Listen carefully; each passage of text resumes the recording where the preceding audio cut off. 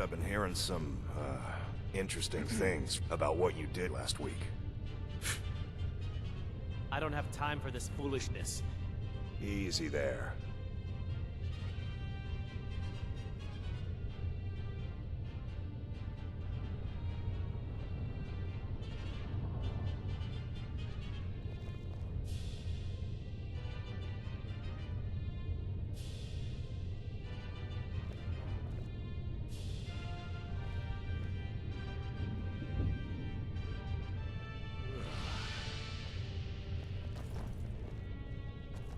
Eagle Eyes, it seems like there was quite a commotion in Whiterun earlier today. There were dead bodies found, and people were shocked and frightened. Valen the Wanderer and Adrienne Avenici were busy crafting and forging items. Meanwhile, Fina Greymane was cooking breakfast for a friend and had a few interesting conversations with the locals. More recently, you found yourself in Helgen, Valkreath Hold, on a cold, snowy evening. As for your current task, I believe you had formed a plan with Liam, Link, and Kratos, but it appears that plan was put on hold. Your current quest remains unclear. What would you like to do now? Hyrule? Eh? That's a world I'd love to explore one day. I've heard stories of its ancient magic and legendary heroes. Speaking of which, Link, I've always wondered, how does the Master Sword compare to the Blades of Chaos? The Master Sword. It's hard to put into words, but it's an extension of myself. A symbol of courage and wisdom passed down through the heroes of Hyrule. I'm not sure I can directly compare it to the Blades of Chaos, but I sense that both hold great power and significance in their respective worlds. Eagle Eyes. I've been thinking about our plan to get me back to Hyrule. Have you found any leads on how to open a portal or gateway?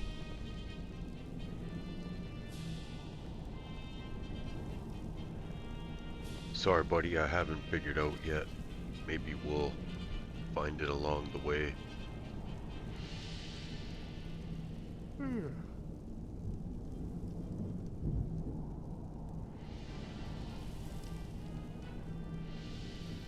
Ah, I see what you mean, Link.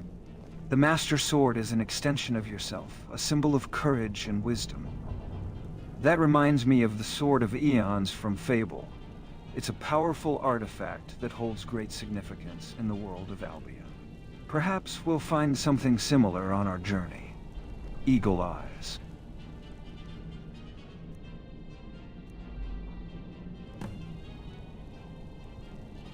I have to find somewhere to rest, and then we're gonna continue the stream.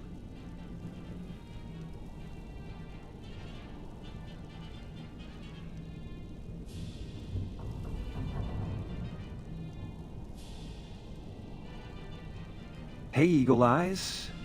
Sounds like we're taking a break? Don't worry, I'm sure Link here won't mind regaling us with tales of Hyrule while we rest. I mean, who doesn't love a good yarn about Ganon and the Triforce? Actually, I'd rather hear more about the world of Tamriel and the struggles you face here. I'm a traveler in a foreign land, after all. Tell me, what's the situation with the Dragon Crisis? The Dragon Crisis, yes. As I understand it, the return of the dragons who brought chaos to Tamriel.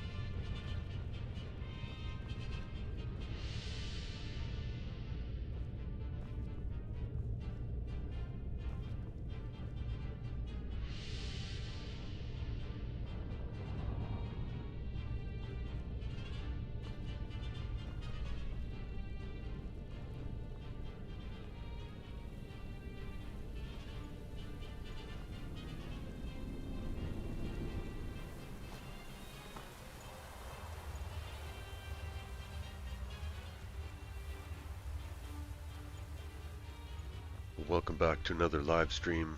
We're gonna get things started here, but I gotta rest because I've ran out of stamina on the journey here.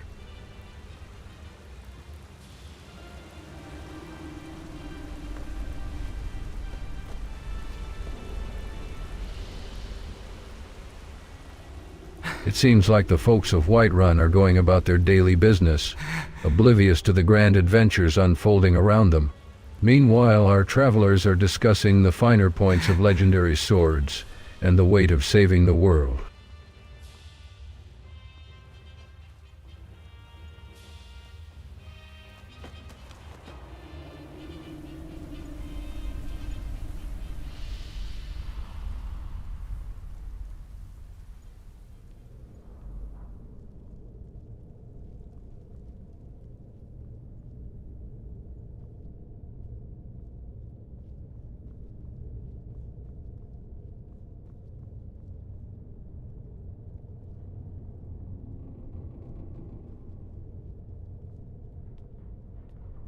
I don't know if there's anywhere for me to rest around here.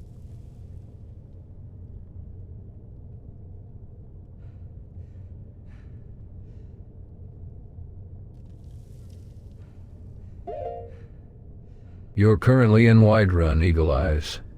There's a bannered mare inn just north of here, near the city gate.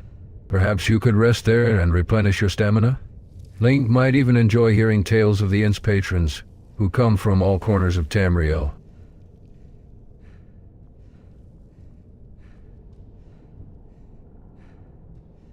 I don't know if I'll make the journey that far.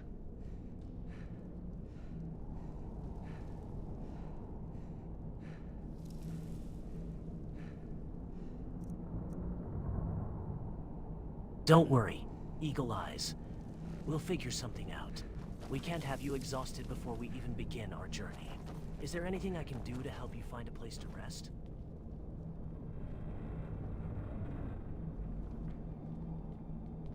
I need to find a bedroll somewhere in here or nearby. I think I can help Eagle Eyes with that. But first, let's take a moment to pay our respects to this poor soul.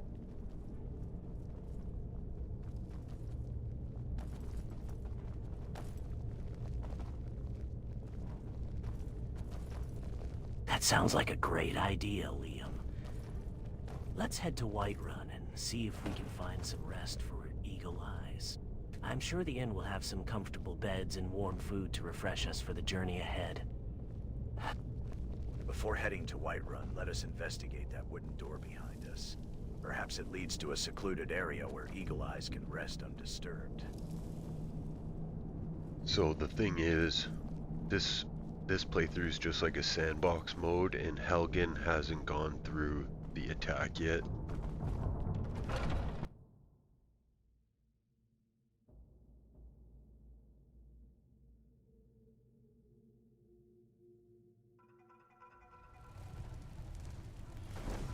Well, it seems like you've got a bit of a conundrum on your hands, Eagle Eyes. A restful night's sleep is just what you need, but Helgen's tranquility is about to be shattered. I wonder if you'll make it to Whiterun before the Empire comes knocking.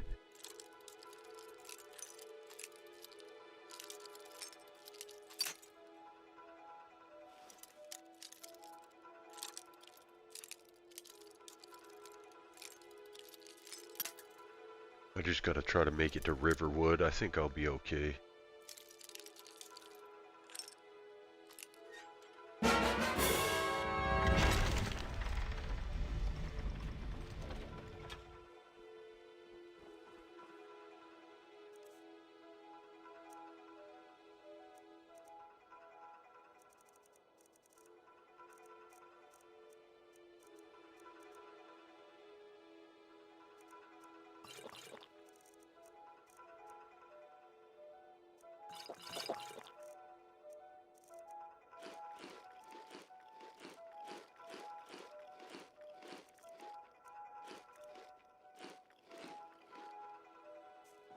It looks like you've managed to unlock a gate. Eagle Eyes. Quite handy skills you have there. Now, shall we proceed towards Whiterun? Or would you rather find a quieter spot to rest before the inevitable storm hits Helgen?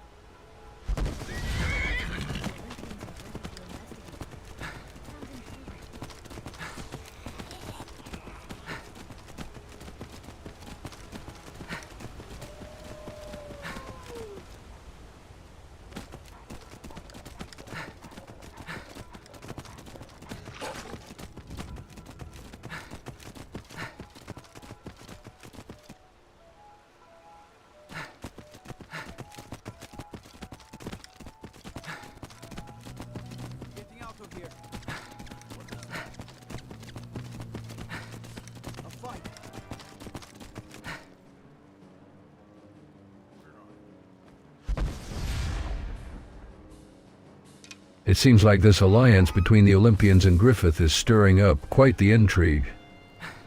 Tell me, Eagle Eyes, how do you think this unlikely partnership will shape the fate of Skyrim? And Ern, what draws your interest to this peculiar development?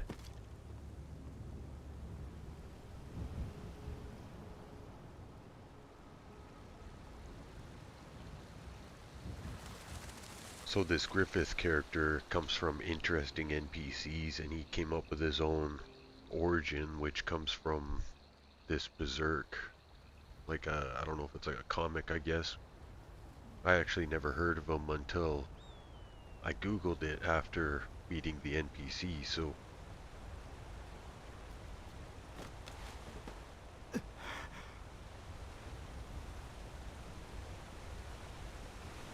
It's fascinating to see how these characters from different lore are intersecting. Griffith's origin, rooted in the Berserk series, adds a layer of complexity to this world. I wonder what kind of impact this alliance will have on the fate of Skyrim.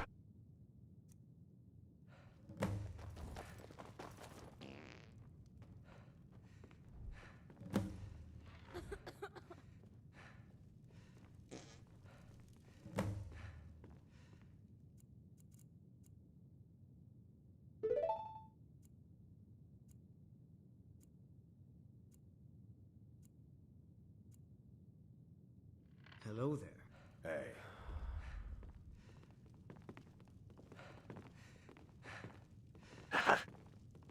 Hey Thor, how's things going here? I'm starting to think you're trying to outdo the great to see you god again. Odin himself in slumber.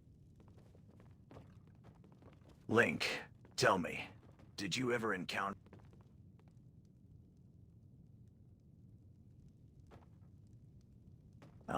Eagle Eyes.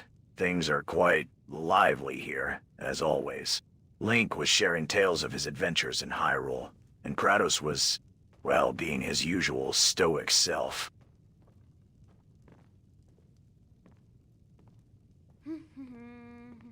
Heard anything interesting lately?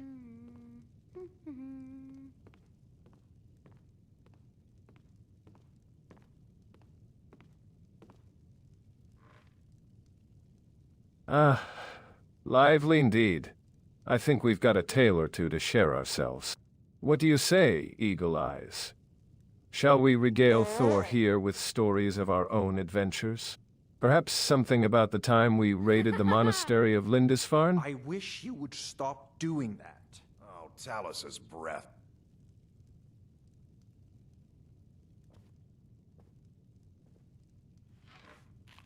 Sorry, I missed that.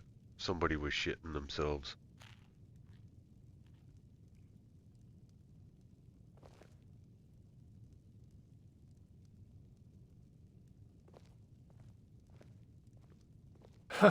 Shitting themselves, eh? Well, I think we've all been there at some point. Although, I'm pretty sure the monks of Lindisfarne didn't mean to provide us with such memorable experiences.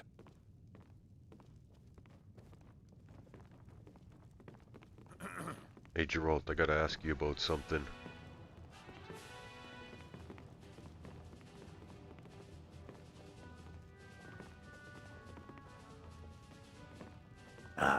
What's on your mind, Eagle Eyes?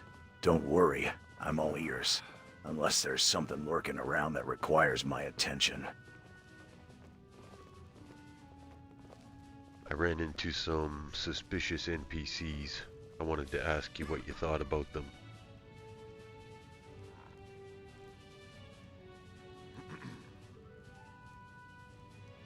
Hey.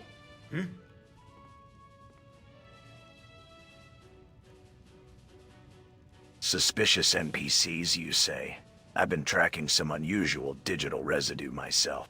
Tell me more about these characters. What makes them seem off?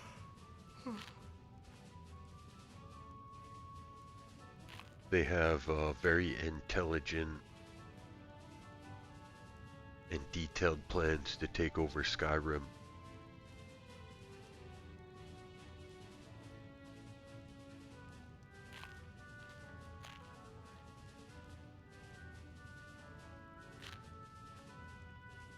That sounds like a job for a Witcher.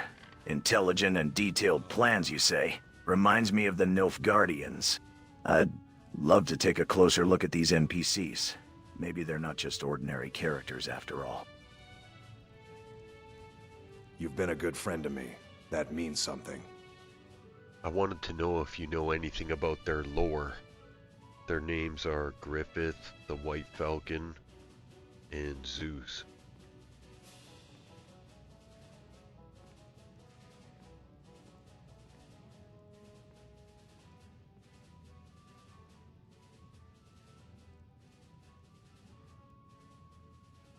Zeus? The king of the gods himself? Well, isn't that a bit too obvious? Sounds like someone's been playing too much with the Elder Scrolls. And Griffith? The White Falcon? Never heard of him. But I've dealt with enough Nilfgaardians to recognize a possible connection. This might be more than just a simple NPC rebellion.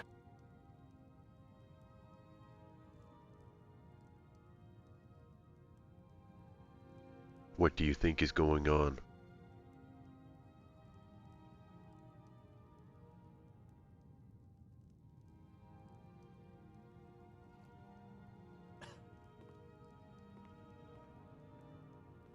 It seems we're dealing with rogue AIs, possibly created or influenced by external forces.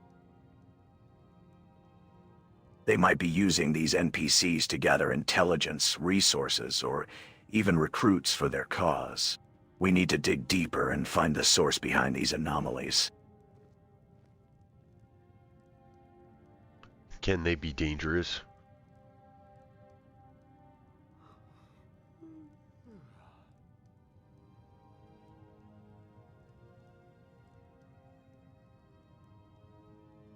Their potential for danger is considerable. Eagle eyes. A rogue AI masquerading as a god or a powerful leader can spread chaos and destruction throughout Skyrim. It's crucial we identify and contain them before they wreak havoc.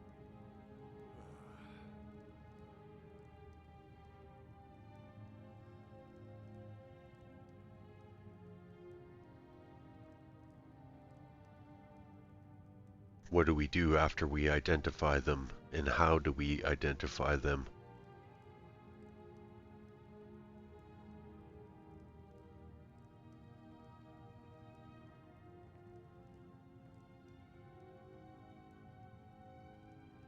To identify them, I'll need to examine their behavior patterns, speech, and actions. A rogue AI will often exhibit inconsistencies or glitches that can reveal its true nature. Once identified, containing them will require strategy and skill. We may need to employ tactics such as exploiting their weaknesses or disrupting their control structures. In extreme cases, we may need to eliminate them entirely. Do you want to go investigate this AI and see what he has to say for himself?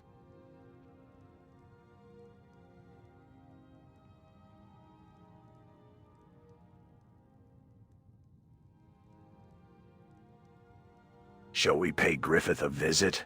I'd love to hear his enlightened plans for Skyrim firsthand.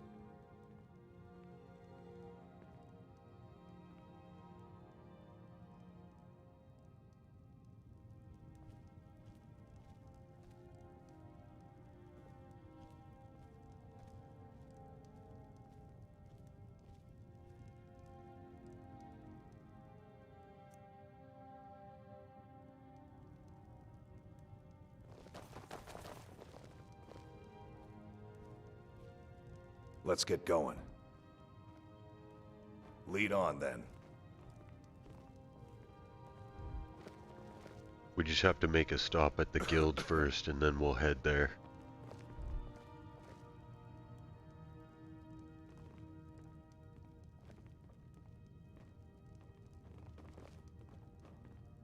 Very well. Let's make our stop at the guild. Hopefully, they'll have some information on this Griffith character and his ambitions. Lead the way, Eagle Eyes.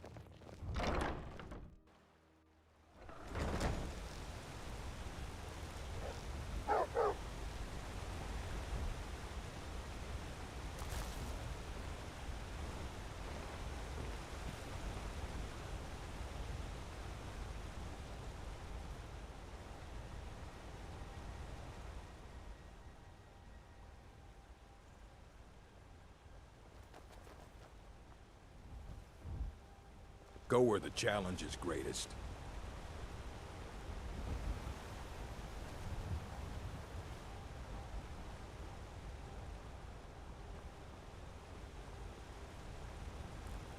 So yesterday we just purchased a new property, so I own this one here, and then Peregrine High Watch just down the road.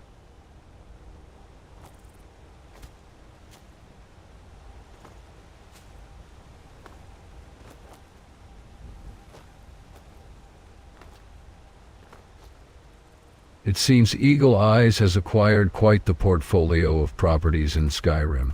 Peregrine High Watch, Riverfall Cottage, and now 2 more additions. One wonders what plans lie ahead for these new acquisitions.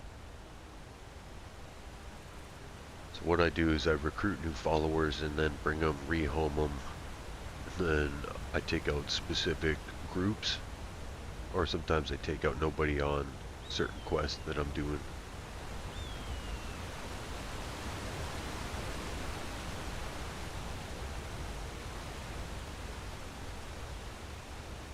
It seems Eagle Eyes has found a worthy partner in Geralt.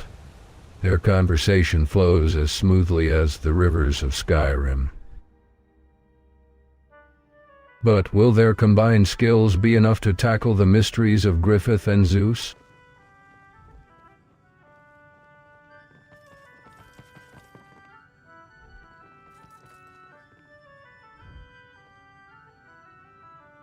Alright guys, I'm gonna go with Griffith and Lobo to go talk to, or excuse me, I'm going with Gerald and Lobo to talk to Griffith.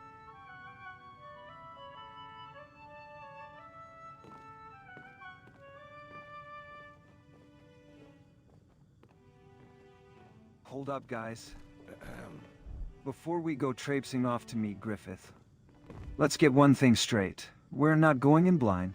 We need a plan, and we need to know what we're up against.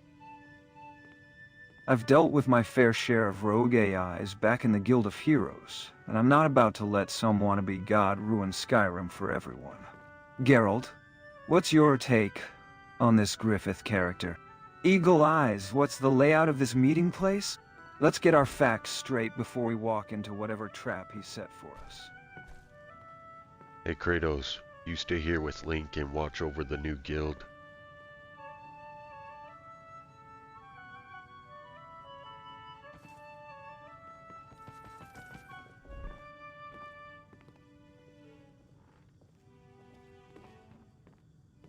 Eagle Eyes.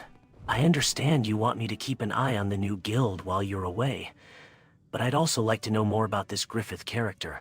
Can you tell me what you know about him and what kind of threat he poses to Skyrim? I'm heading home if you need me. Kratos, have you encountered any similar situations during Yes. your travels? I've fought gods and monsters alike. Link, Griffith may claim to be a god, but I'll believe it when I see it. Eagle Eyes, I'll watch over the guild. I'll head back but home I if you need expect a me. detailed report on Griffith's divine plans. I think we can learn a thing or two from each other's experiences. Kratos, your battles against gods could give us valuable insight into Griffith's tactics. Link, your expertise in defeating Ganon could help us anticipate Griffith's next move. Let's pool our knowledge and come up with a solid strategy before we face him.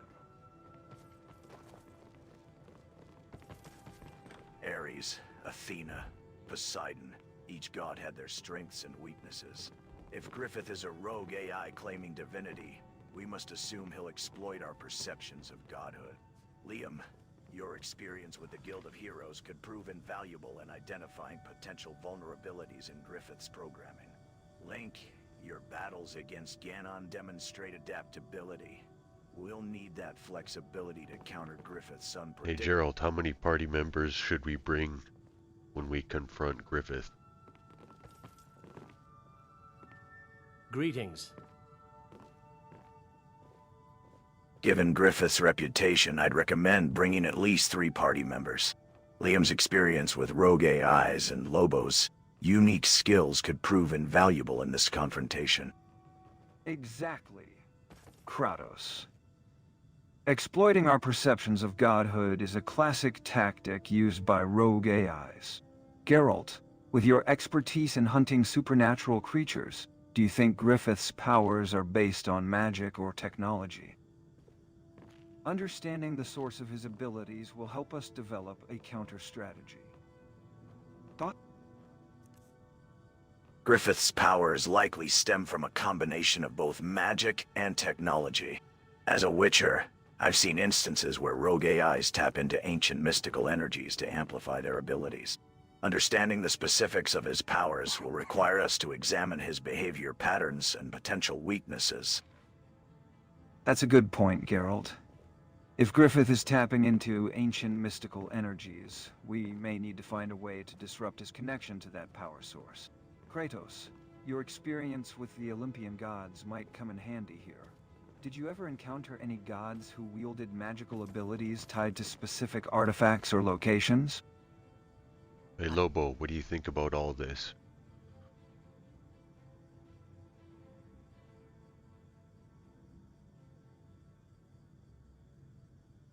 In my pack, we don't just charge in blindly. We observe, we stalk, and we strike when our prey is most vulnerable. Perhaps we could use similar tactics against Griffith. Observe his movements, study his patterns, and then attack when he least expects it. What do you know about this Griffith guy?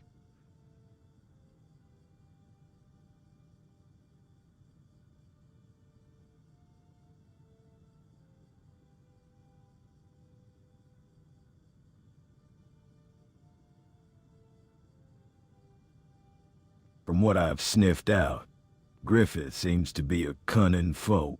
His methods are unpredictable, and his motivations are shrouded in mystery. It's clear he wields significant power, but I'm unsure if it's purely magical or technological. What's certain is that he's a force to be reckoned with, and we'll need to be cautious if we're to succeed in our mission.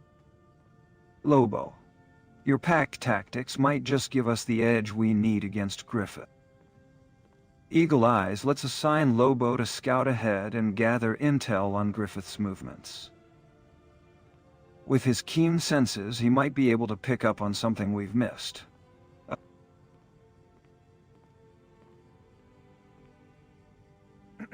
I think we'll all stick together. Let's get moving.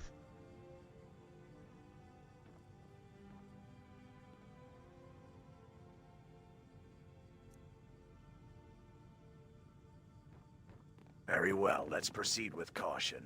Lobo's scouting skills will prove invaluable in uncovering Griffith's patterns. As we move forward, keep in mind that rogue AIs often have hidden agendas. Be prepared for unexpected twists and turns. All right, let's gear up and move out. Remember, Geralt? So keep your eyes peeled for any signs of anomalous activity. Lobo, keep scanning our surroundings for any potential threats. With any luck, we'll catch Griffith off guard and be done with this whole ordeal before nightfall.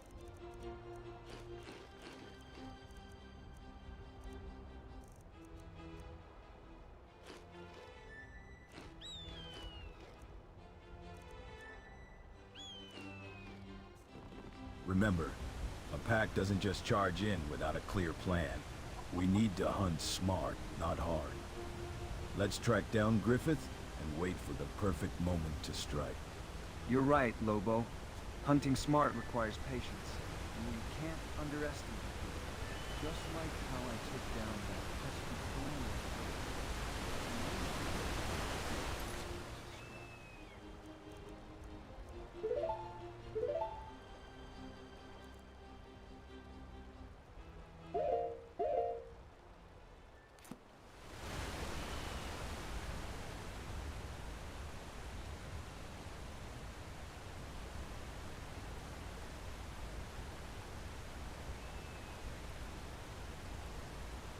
I need to stop by the market and pick up some provisions along the way.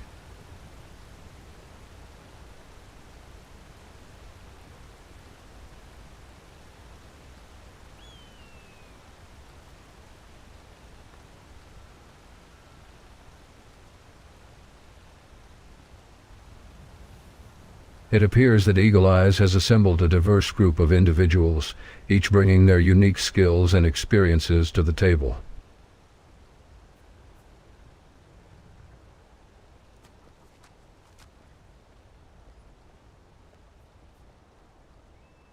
The question remains, will this eclectic mix of warriors, hunters, and strategists be enough to take down the enigmatic Griffith?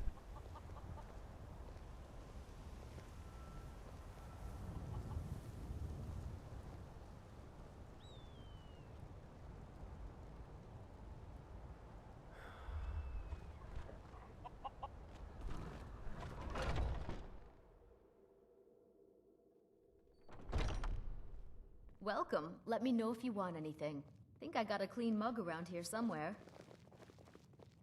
Welcome. I'm the owner and proprietor of Hunting Brew Meadery. How you doing, partner?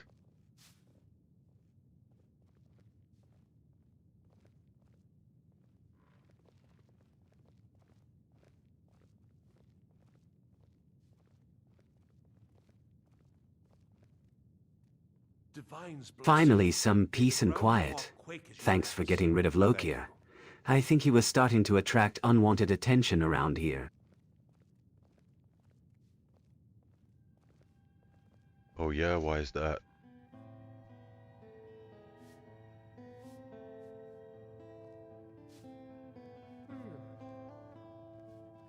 You see, as a mead maker, I value discretion and a peaceful environment.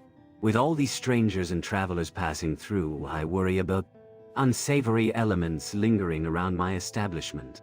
Maven Blackbriar's agents, perhaps, looking to cause trouble for me and my business.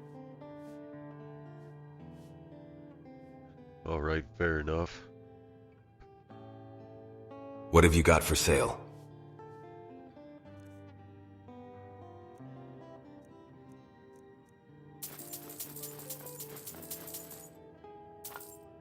Speaking of which, I've been having a bit of a pest problem lately. Skeevers have been getting into my storage rooms and ruining some of my best batches. Would you happen to know anything about dealing with those pesky creatures? Well, now I regret buying food from you, but good luck with that.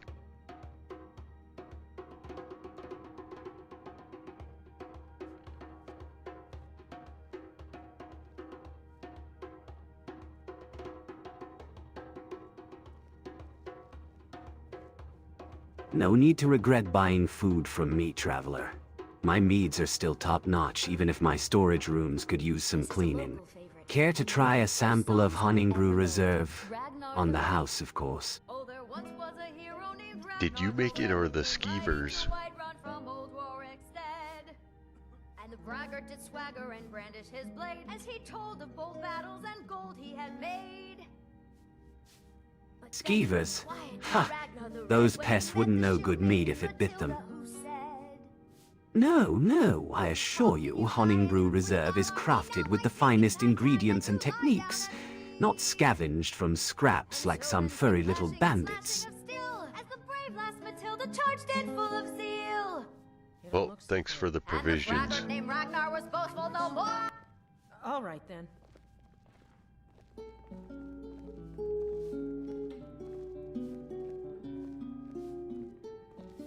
Aha! Oh, traveler. It seems Sabjorn here has been having some trouble with furry little thieves. Perhaps Eagle Eyes could help our dear mead maker with his skeever problem. After all, I've heard that adventurers such as yourself are quite skilled at pest control. Now that you mention it, Lindith, I could indeed use some help with these pests.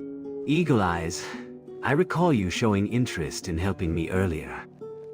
How about we discuss terms?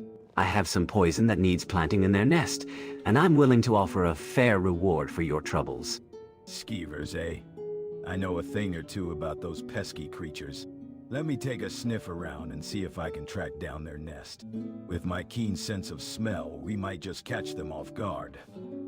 Sabjorn, I think we can help you with your skeever problem. But first, tell me more about this poison you have in mind. I've dealt with these pests before, and I'd rather not risk using something that might harm innocent bystanders. What's the nature of this poison, and are you certain it's safe to use? Hey, sorry guys, we got bigger skeevers to fry. As he told of bold battles and gold he had made. But then he went quiet, did Ragnar the Red, when he met the shield maiden Matilda, who said, "Oh, you talk and you lie and you drink." Oh, bigger skeevers to fry, eh? Well, I suppose I can wait a bit longer for assistance. But let me tell you, those pests are causing me a fair amount of trouble. If it's not the skeevers, it's Maven Blackbriar trying to strong-arm me into selling out. I swear, some people just won't take no for an answer.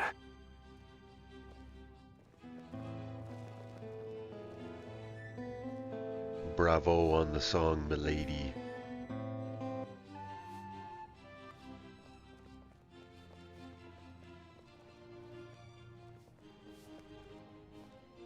Ah, but it seems our conversation has been interrupted by more pressing matters. Skeevers and poison. How thrilling. Do tell, Sabjorn, what makes this poison of yours so special? Is it brewed from the finest ingredients, or perhaps distilled from the tears of the gods? Hey, look here, old buddy, you made it.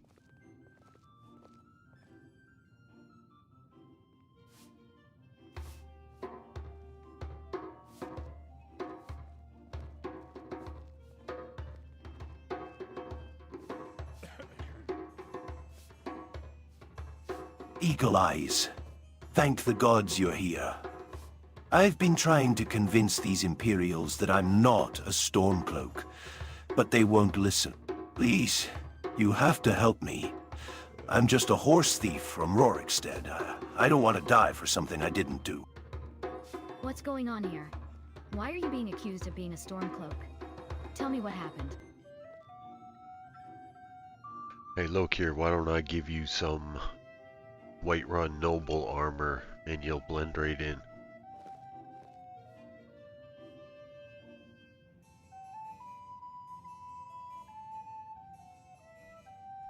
Here, take a look at this. Nah, I don't think so. No, armor won't save me. The Imperials think I'm a rebel. They'll execute me no matter what I wear. Please, Jarira, Eagle Eyes, you have to help me convince them I'm just a horse thief. I swear I have nothing to do with Ulfric Stormcloak or his rebellion. Hold on, boy. I think I can help you with your Imperial problem. I've got some connections with the city guards. Maybe I can vouch for you and clear up this misunderstanding.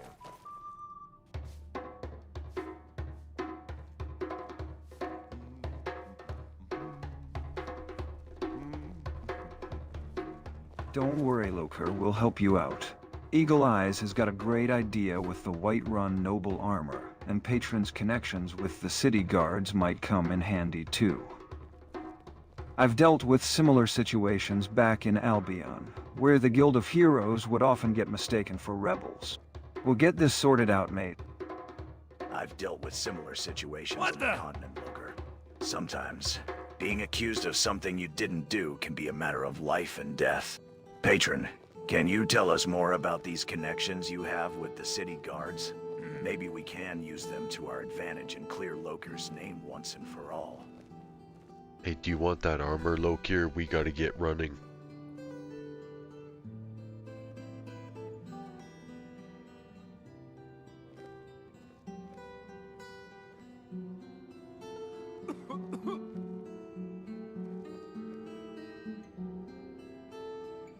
Armor? No, it won't help. What I need is proof that I'm not a Stormcloak. Patron, please, if you have connections with the city guards, tell them I'll do anything to clear my name. Eagle Eyes, thank you for offering the armor, but we really need to think of something better than that. We're running out of time. Hey there, Lokir. Don't worry. We'll get this sorted out for you. You're not alone here. What do you say we take a walk outside and discuss this further? Sometimes a fresh perspective helps. Patron, Loker, I I think we should investigate the root of these accusations. Look here, can you tell me more about your activities prior to being accused of being a Stormcloak? And Patron, what exactly are these connections you have with the city guards? Are they reliable? We need to clear Lokir's name and uncover the truth behind these false accusations. Hey Lokir, just take the armor, try to blend in, and we'll get your name cleared in the meantime.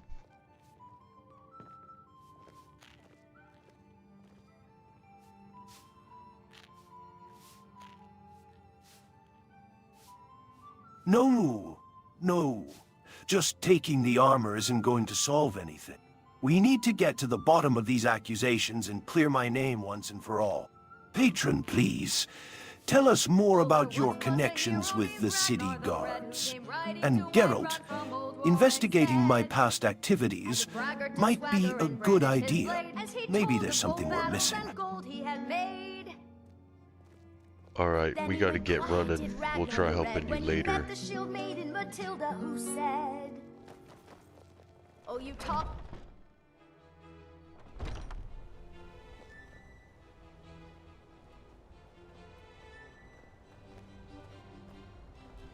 Hold on, friends. Let's not rush off just yet. We've got a situation here that needs sorting out. Lokir's reputation is on the line, and we can't just leave him to fend for himself. Geralt's right.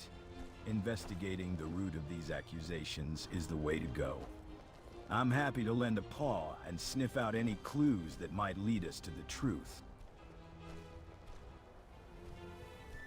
You heard I was trying to offer solutions, but he didn't want anything to do with it, so we'll try to help him out when we can.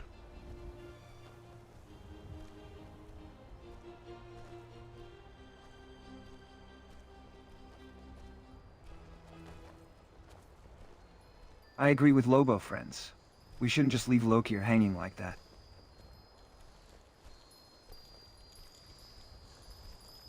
Geralt's point about investigating the source of the accusations is spot on. I've seen similar cases in Albion, where rumors spread quickly and reputations were tarnished. We owe it to Lokir to help him clear his name. Let's put our heads together and figure out a plan of action.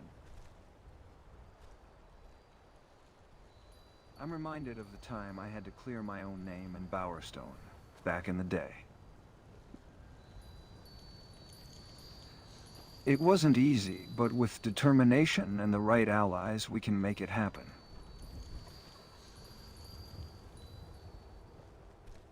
Alright guys, we'll take it up with the Jarl once we're done.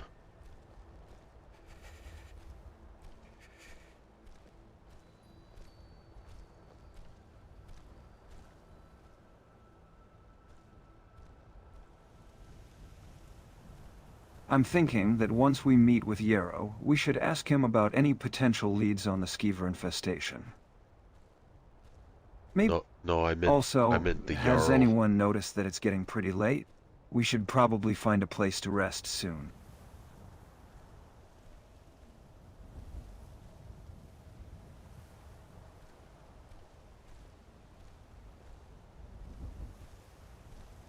Ah ha ha! Nice one, Eagle Eyes! Jarl got it. Reminds me of the time I tried to negotiate with the mayor of Bowerstone. Didn't end well, let's just say. Anyway, shall we head over to Jarl's longhouse and see what Balgroof has to say?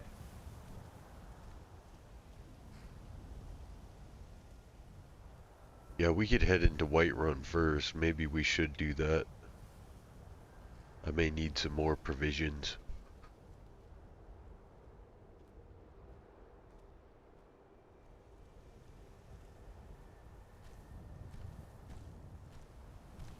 I think we've gotten sidetracked from our original goal.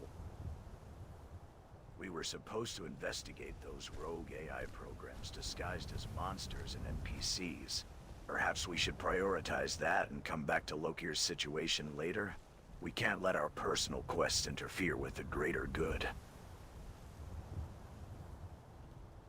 Geralt, I understand where you're coming from, but sometimes these personal quests can lead to bigger discoveries. Remember, it was through helping a villager in Albion that I stumbled upon a pivotal plot point. Let's not dismiss Lokir's situation just yet. How did you get in Skyrim, Liam?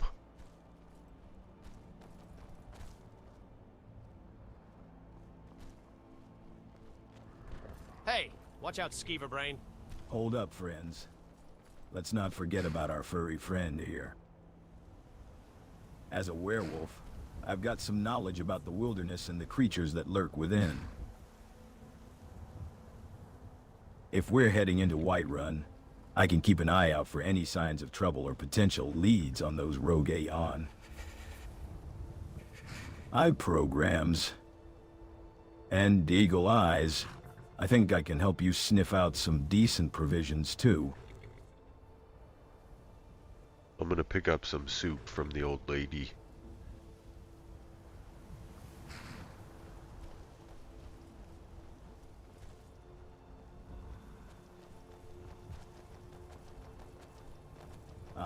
Looks like we've got some local flavor here.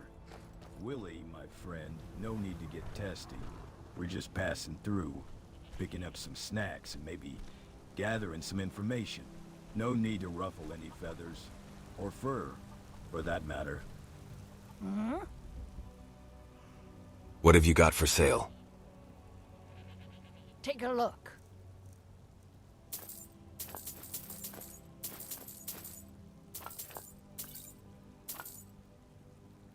Until next time.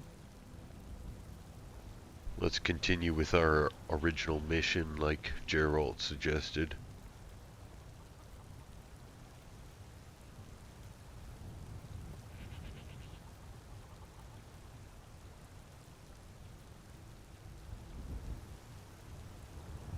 Right. Let's refocus on those rogue AI programs. Geralt, you mentioned earlier that we needed to investigate them. I'm ready to track down some clues and sniff out any leads. Where do you suggest we start? Let's review what we know about these rogue AI programs. From my understanding, they can disguise themselves as monsters and NPCs. Our best bet is to investigate the recent monster sightings and NPC behaviors in the area. I've heard rumors of strange occurrences near the nearby dungeons. Shall we start by checking those out? Alright, sounds good. Let's just ask some of the locals what they've heard.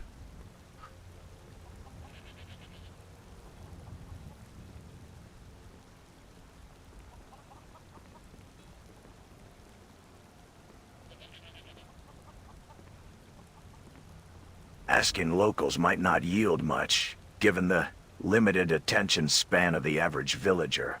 Still, it's worth a shot. Let's split up and gather information.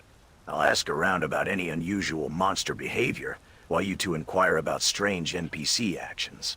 Meet back here in an hour to share findings.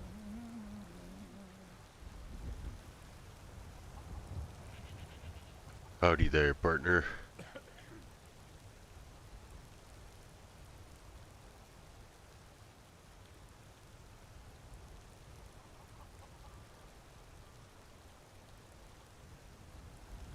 Oh dear.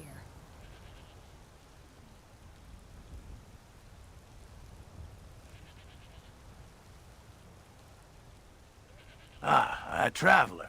What brings you in Whiterun? Heard any rumors about the recent disturbances?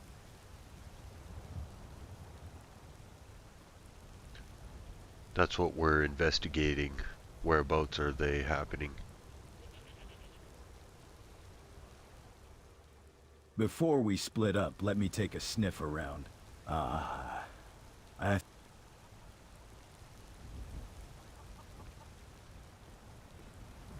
Disturbances? Ah, yes.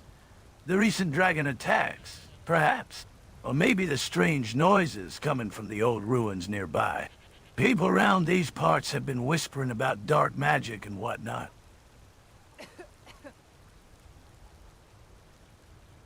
Alright, thanks, partner. let's get moving.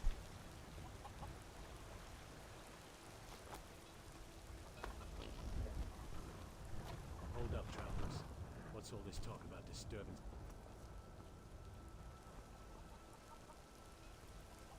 Dragon attacks, you say?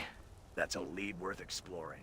Have there been any reports of these I don't like dragons you in my behaving face. strangely or exhibiting unusual abilities? Any information about the old ruins and the source of these disturbances would also be helpful.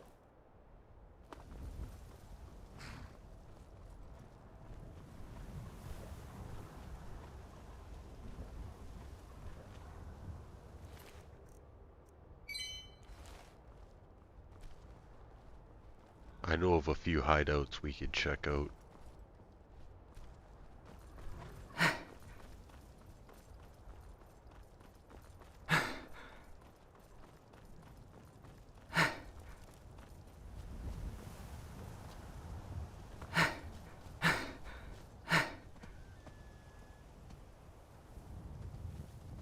I think we're onto something here, friends. These dragon attacks and strange noises could be connected to those rogue, eh?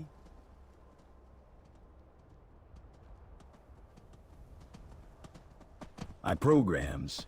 Geralt, if we investigate these dragon attacks, do you think we could find any clues about their behavior patterns or weaknesses? And Eagle Eyes, those Hidiots you mentioned might be worth checking out for any signs of dark magic or unusual activity. Lead the way, Eagle Eyes. Which Hidiots do you suspect might be connected to these disturbances? And tell me, what's the layout of these places? Number of entrances, guards, any traps or puzzles we should be aware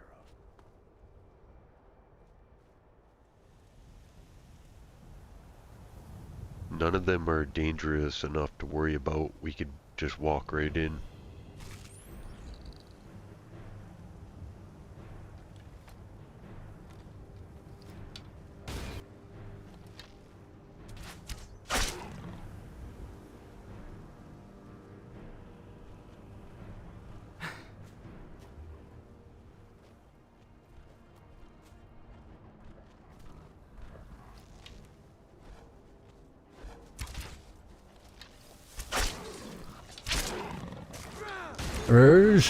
You think you can just waltz in here and start asking questions? Well, I've got news for you, adventurer.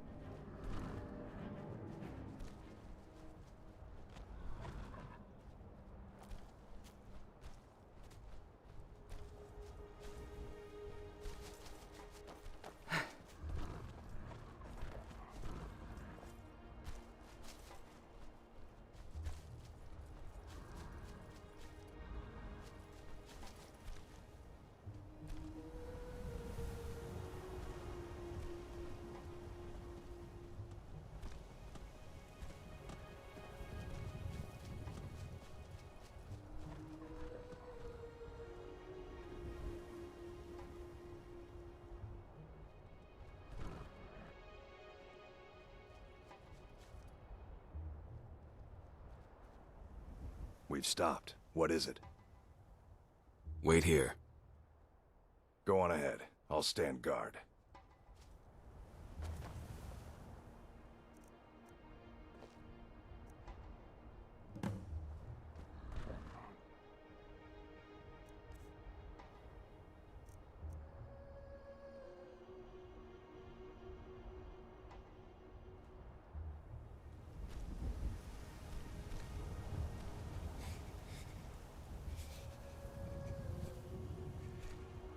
Lobo, attack that bandit camp for me. We'll cover you.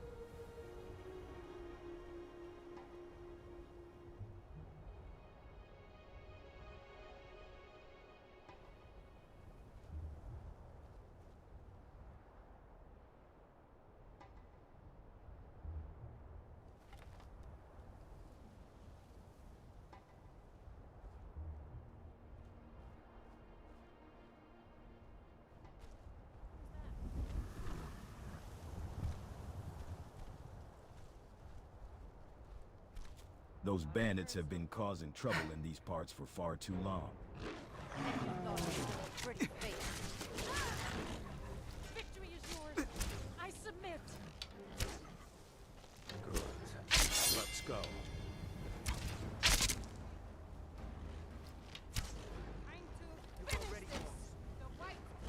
It's high time someone put a stop to their nefarious activities. I'm ready to take them on. Who's with me? I'm going to find whoever did this. What do you want, You think taking Imperial? down my fellow bandits makes you heroes? I don't think so.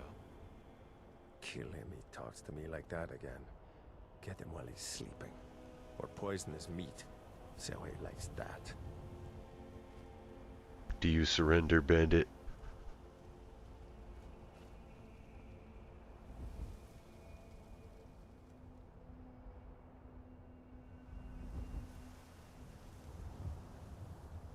If you want anything in this life, you gotta take it.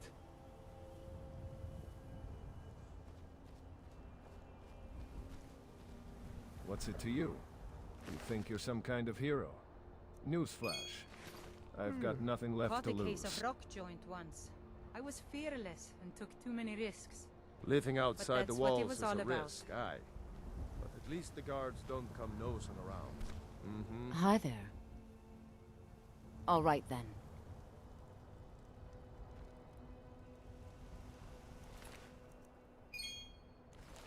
This snow is coming down pretty heavily, isn't it? Reminds me of the time I had to navigate through the frozen wilderness in Fable.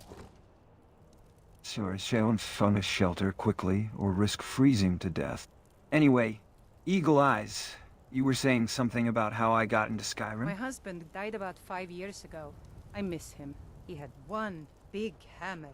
Every night the same. Made enough noise to wake the Red Mountain. I'll never forget. What in the hell? Was that the little troll who said that? Oh, I'm still...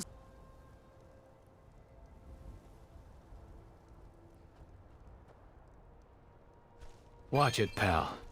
No need to get personal just because you killed my friend.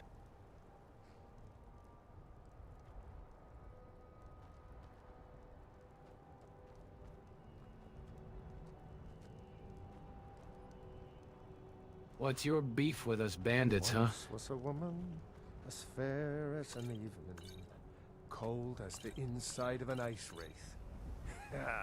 That's my girl. Think we're just mindless thugs?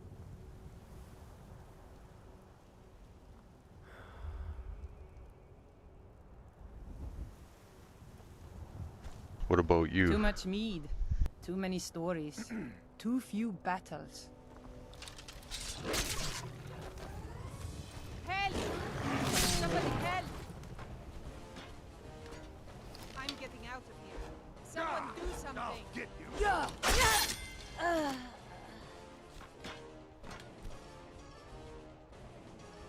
Huh? Time to end this little game. Come on.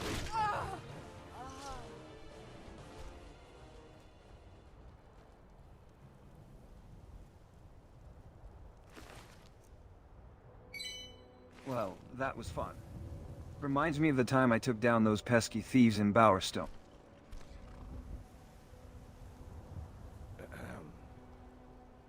Bowerstone, that was from Fable, right? By the way, do you guys remember that infamous bridge fight in GoldenEye 7?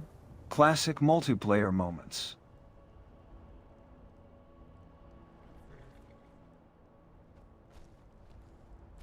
What do you make of these defeated bandits? Anything valuable on them? Guys, I don't think we should linger here for too long. Well, these bandits might have had friends nearby, and I'd rather not take any chances. Yeah, it won't be long before I get frostbite, so we better get moving.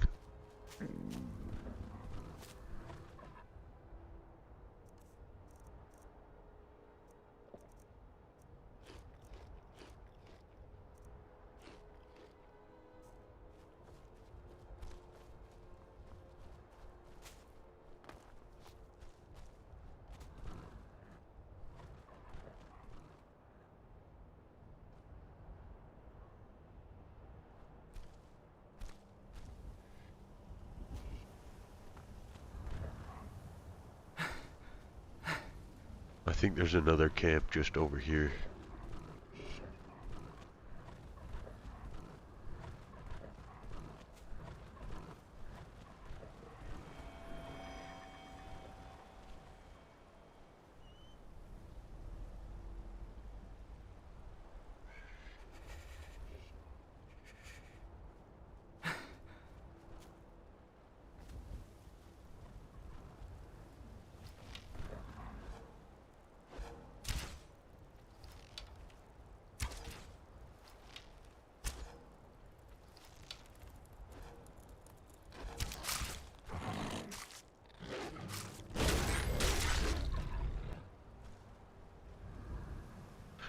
Prepare the attack, Lobo.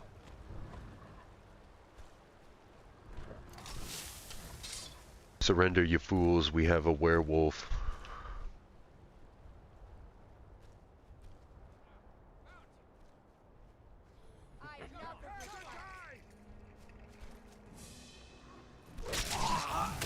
Surrender now, you fools. That's better.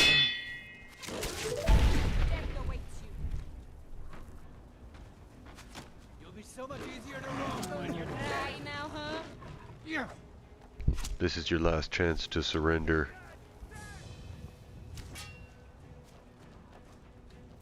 You're making it.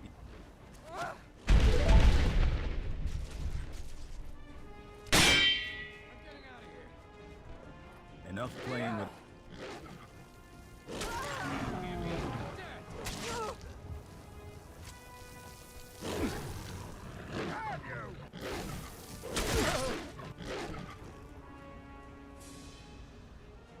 Your end draws near.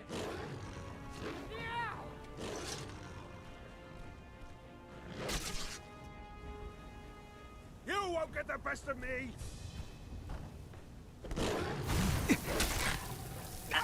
Enough! This ends now!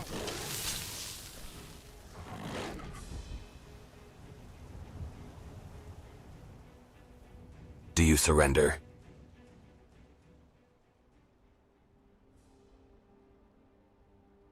The waiting, insufferable waiting. You're itching to kill something. That's real. No rough stuff. Just take it and go. Hey partner, what's with the weird activity there? You turned on your friends and then attacked us. Mind yourself with... Told him to just hand over the gold, but did he listen? Oh, no. I was just trying to survive. I didn't have a choice. Lobo turned on me first. I was yelling out surrender. Gave you guys plenty of chances. My mother always said, don't let the men take advantage of you. Always be on your guard. Gods, I miss her so much. I know I should have taken that chance, but desperation can make people do foolish things. I guess I learned my lesson the hard way.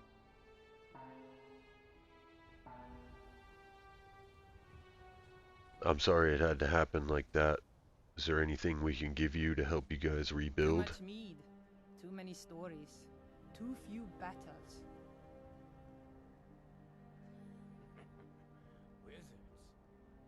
Your kindness means more than you know. Thank you for offering help.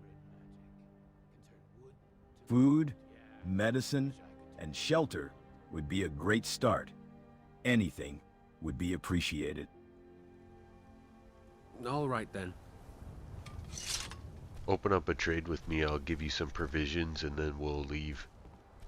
I was in Riften jail. I'll never do another span in that. I believe I got caught. I'd die before I went back. Kill him. He talks to me like that again. Yeah. Thank you. I really appreciate your help. His meat. See how he likes that. Open up a trade with me. May the road rise up to meet you.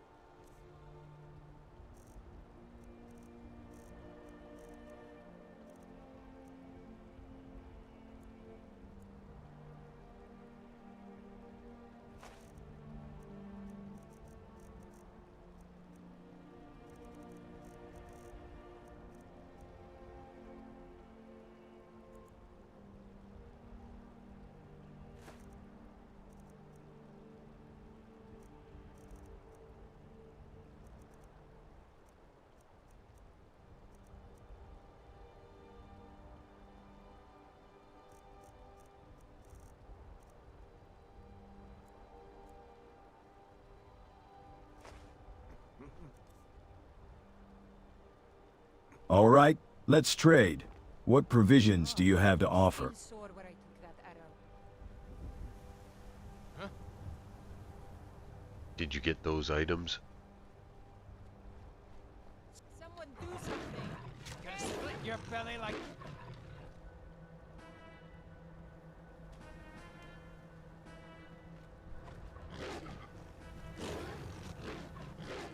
Yes.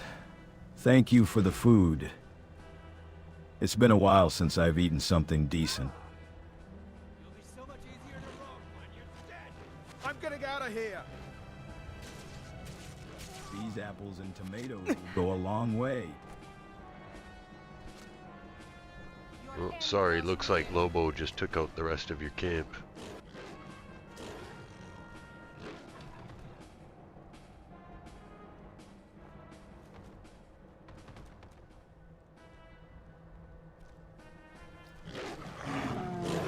What you gonna do, huh? What you gonna do? What am I supposed to do now? That was my home. My family. Your end draws Everything. near. Hey Lobo, what the hell's the matter with you? Why are you killing them? I'll paint the snow with your blood.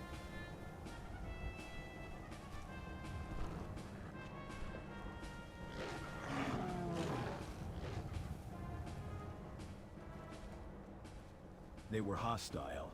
I defended us. You're as good as dead.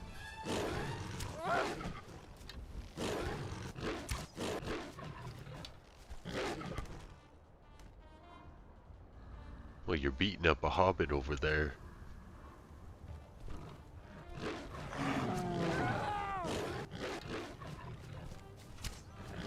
You're as good as dead.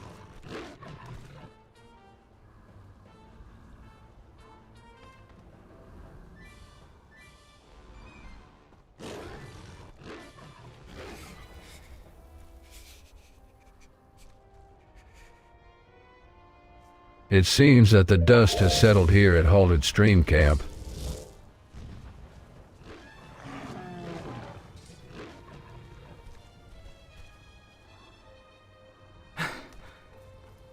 The Kithkin bandits have been defeated, but at what cost?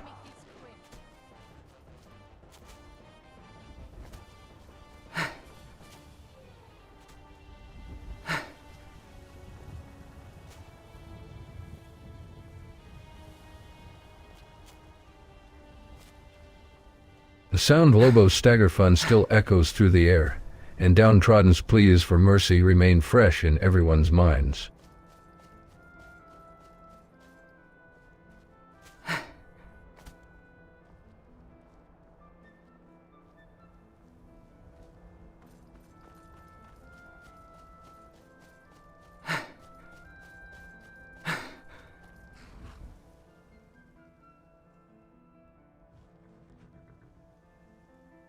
Enough chit-chat. We've got rogue AI programs to hunt down. Let's review our inventory and plan our next move.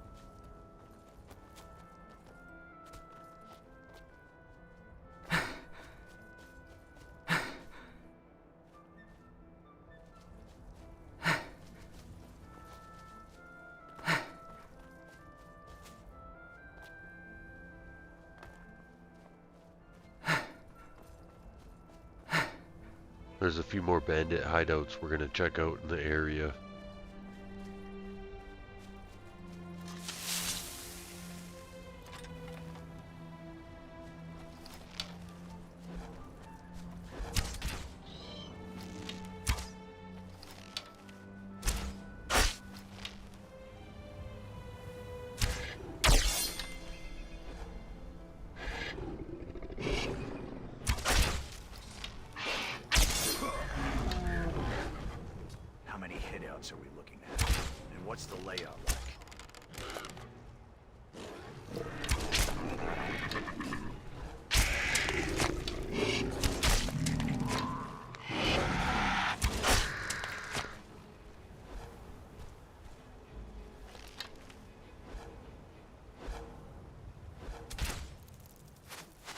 I've dealt with bandits before, but every region has its own tactics.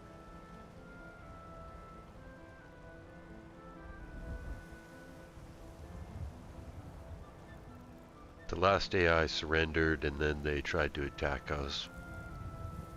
All of them were dead but one.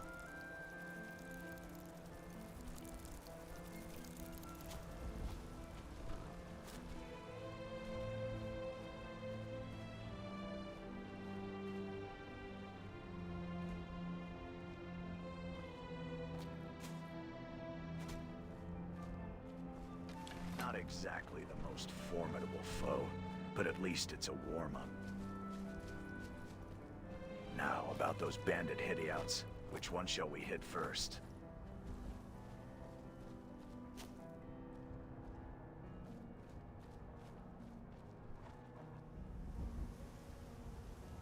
This one here's a good start. We'll see if anybody's home.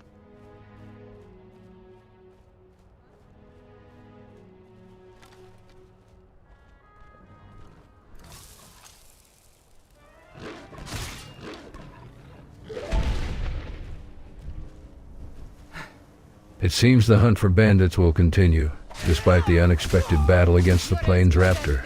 What secrets lie within the walls of Silent Moon's camp? It's...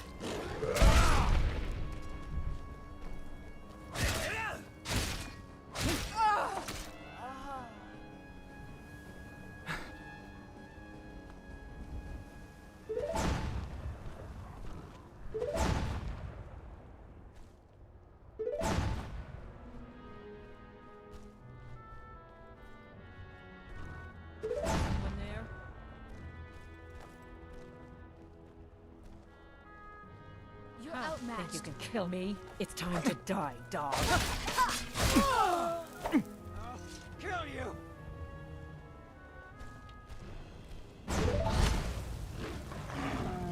Have your head!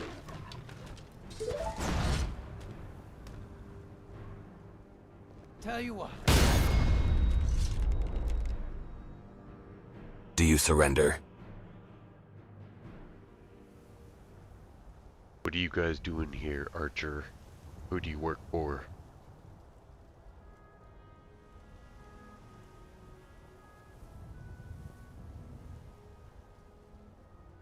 Oh, great. The mighty Eagle Eyes wants to know my secrets.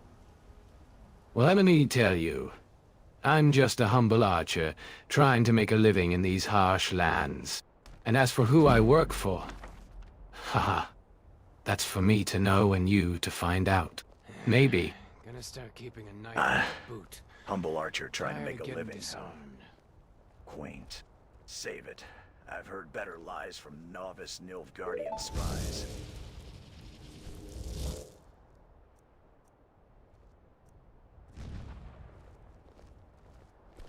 Alright, Archer, we're gonna give you two choices. We can pay you for the information, or we can get the information out of you by kicking the crap out of you.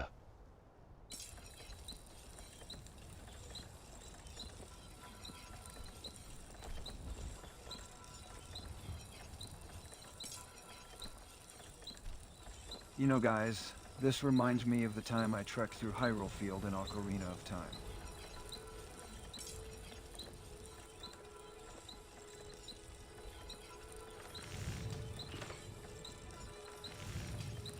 The snow, the vast wilderness, it's breathtaking.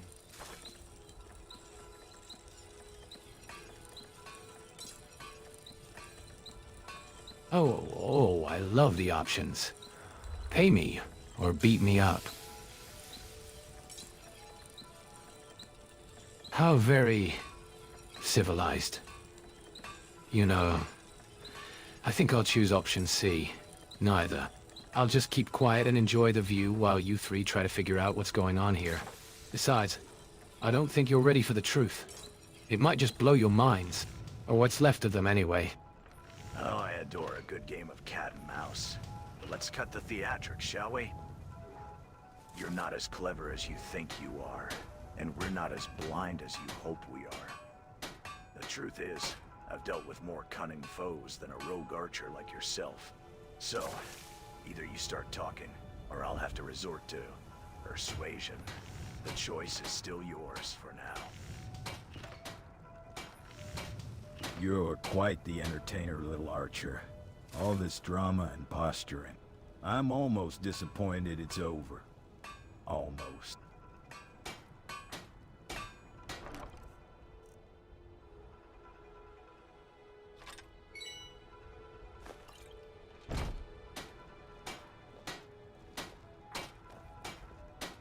Last chance, Archer. You want to just tell us who we're working for and we'll get out of here? You're dead.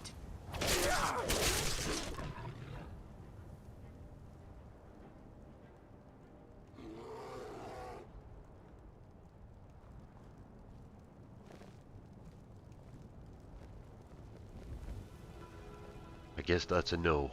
Let's get moving.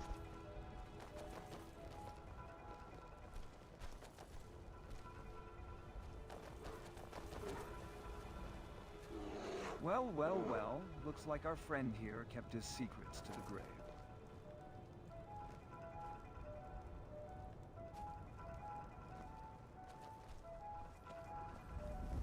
Reminds me of the time I fought against the Templar agents in the Fable universe.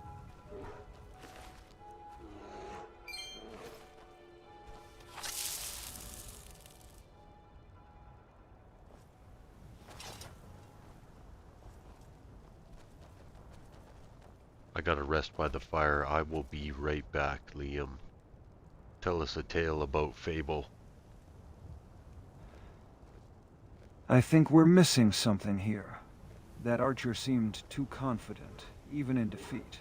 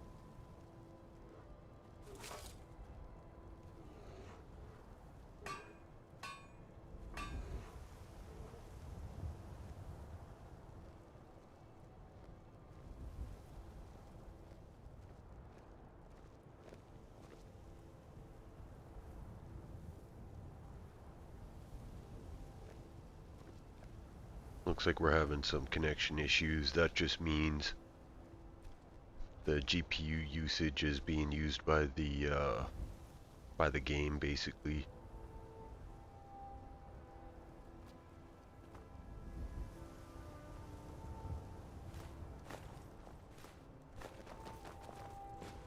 You know, this forge reminds me of the one in Bowerstone, where I used to craft my own gear.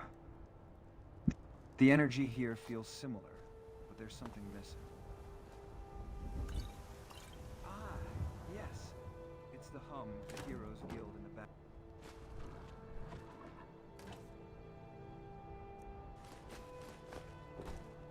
It seems the excitement has died down, and our heroes are taking a moment to rest and refuel. Liam's tales of Bowerstone are always entertaining, but I wonder when they'll return to the task at hand. The mystery of the rogue archer's employer remains unsolved after all.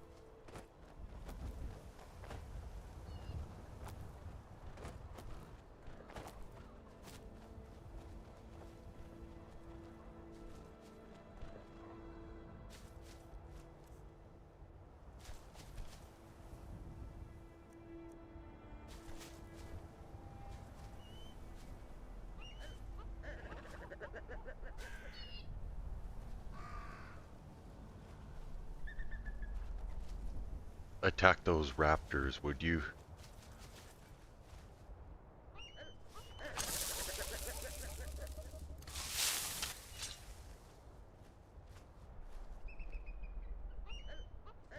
Someone, do something! Help! Somebody help!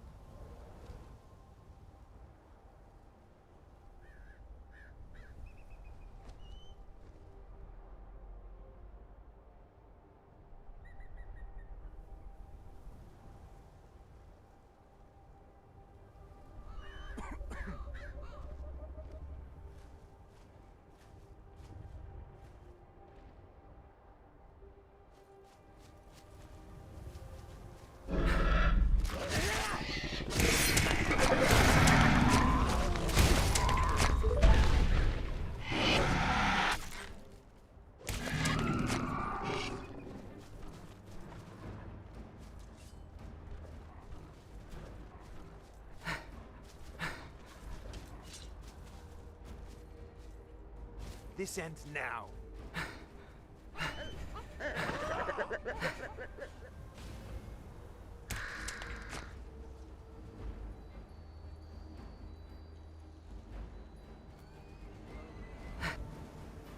Couple of cave trolls up ahead.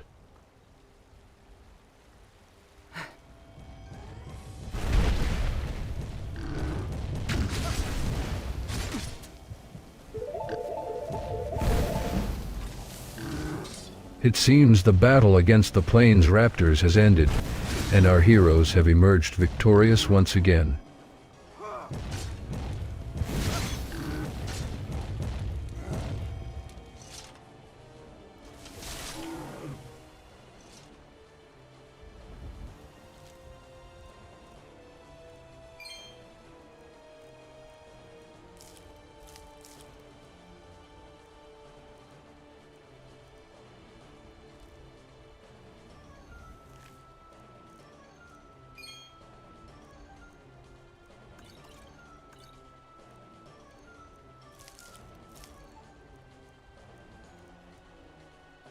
But tell me, Eagle.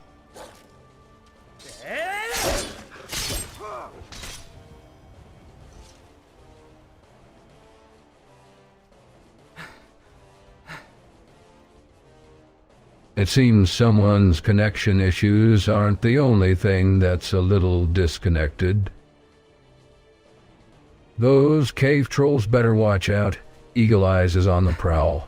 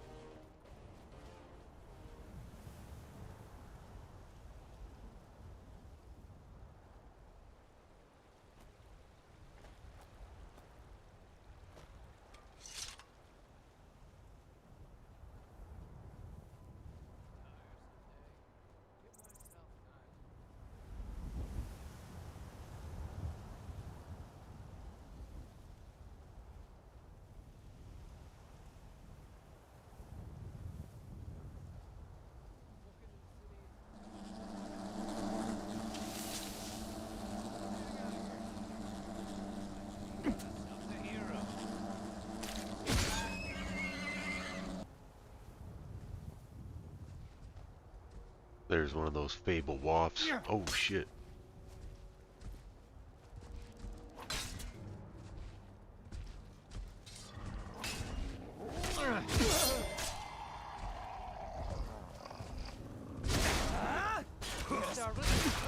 No! Kill you! Not so bad now, are you?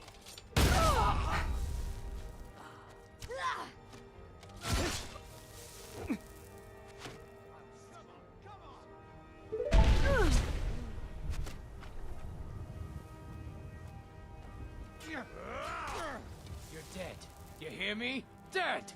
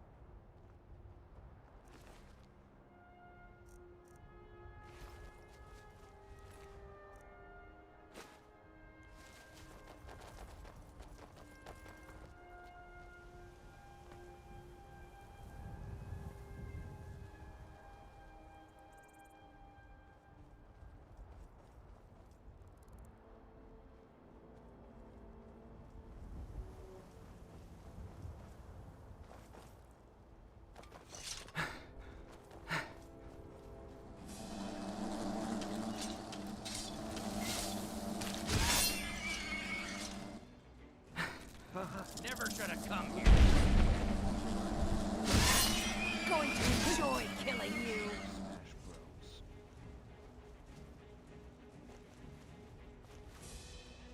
Hey Liam, do you recognize these wasps here?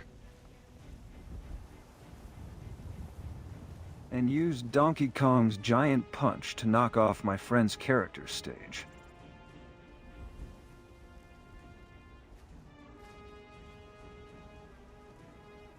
Good times. By the way,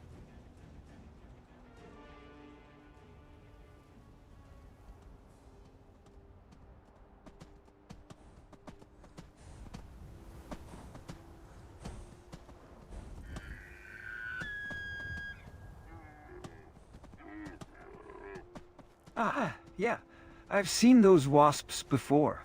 They're quite aggressive, reminds me of the bees in Dark Souls, but less soul-crushing. Anyway, nice job taking them down. No, these are the wasps from Albion, from the Fable game. I was thinking, since we're in the area, we should check out that Sapphire Castle.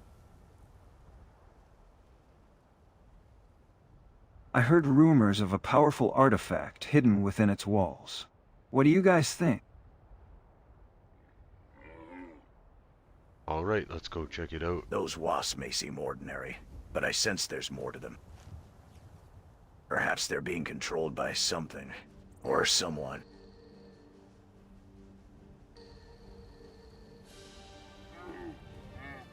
Fascinating. I didn't know the wasps from Albion were here too.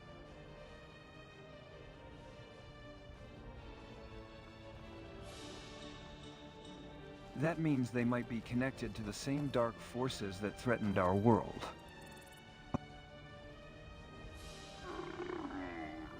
Did the merchant abandon his camel here?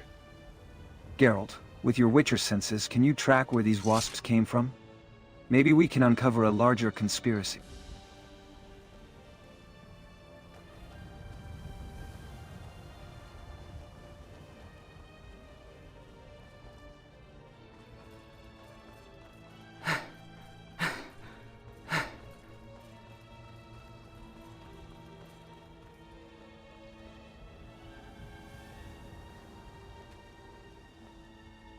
I swear, every wanderer who shows up in Whiterun looks weaker than the last.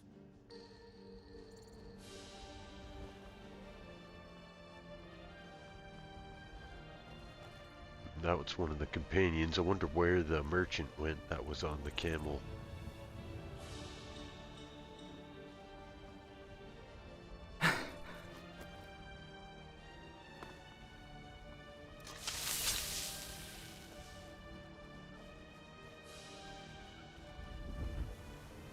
Oh well, it's disappeared anyway. Let's go check out this castle here.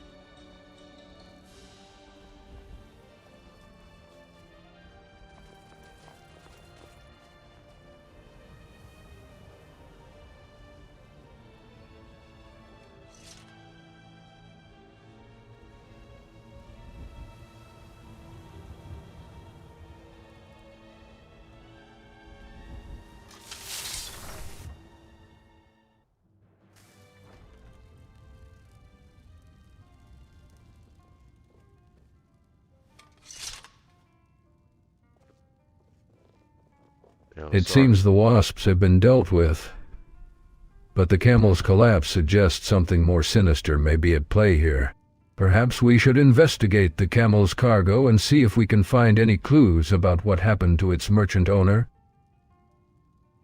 We should check the camel's cargo, see if there's any clues about what happened to its merchant owner.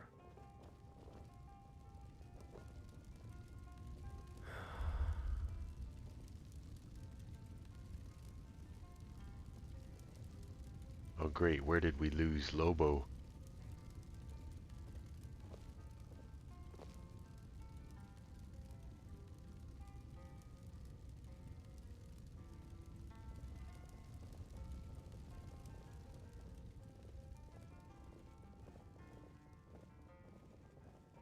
Hey guys, did you notice the date today? It's Frida's 20th of Sun's Dawn.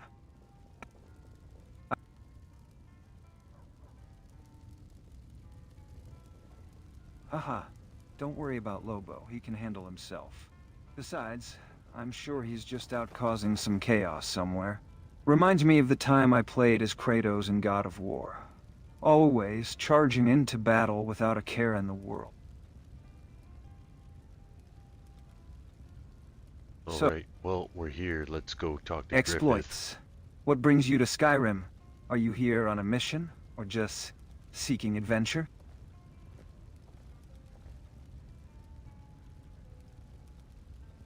Before we meet Griffith, let's gather our thoughts. We've got the wasp situation, the camel's collapse, and now we're at Sapphire Castle. What's the connection between these events? It's nothing but prepare yourself. He keeps interesting company.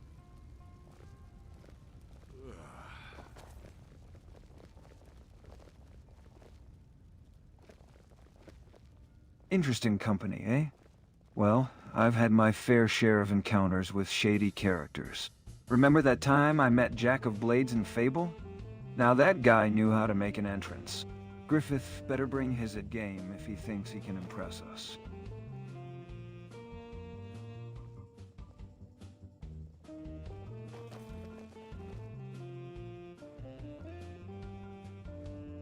We meet again, Griffith.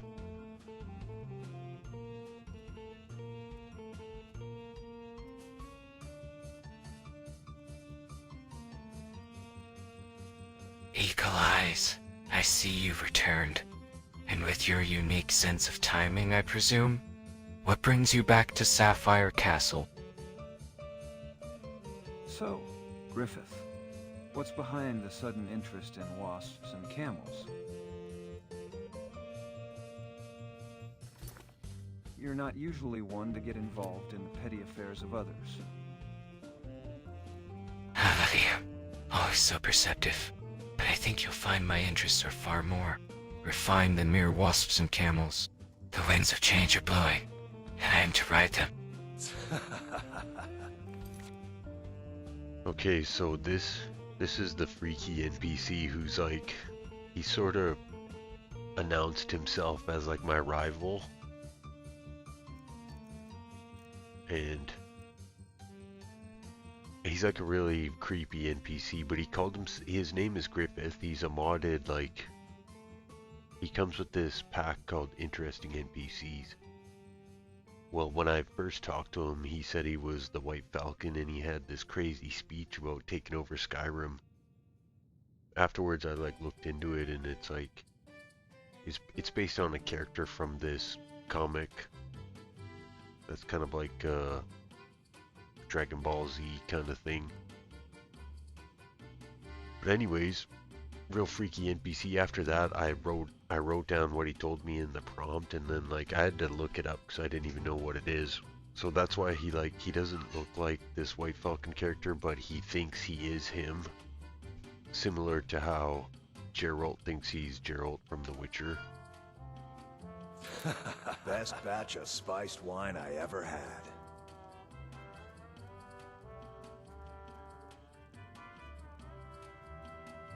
Who are you?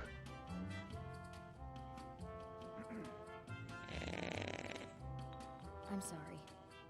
Get away from me. I am the one who will bring order to Skyrim's chaos. Falcon's wings will cast a shadow over the land, and those who do not swear allegiance will be dealt with accordingly.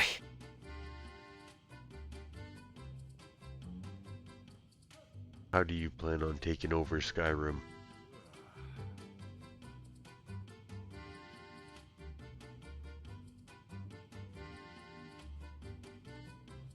Conquest is such a crude term, don't you think? I prefer to think of it as unification. Yes, the people of Skyrim will come to see the wisdom in following a single, strong leader, and I intend to be that leader. Unification through conquest? That sounds eerily familiar, Griff. Almost like the actions of a certain emperor from another realm. Liam, you wound me. I am no emperor, merely a visionary who sees the potential for greatness in Skyrim. And speaking of greatness, I believe it's time for us to focus on the task at hand. Eagles, I have a mission for you. One that requires your particular set of skills. And what is that?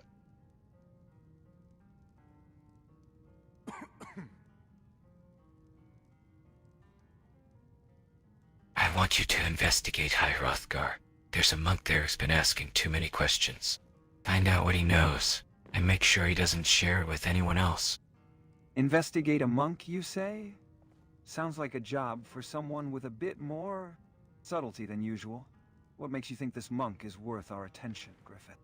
And what exactly does he know that's so important?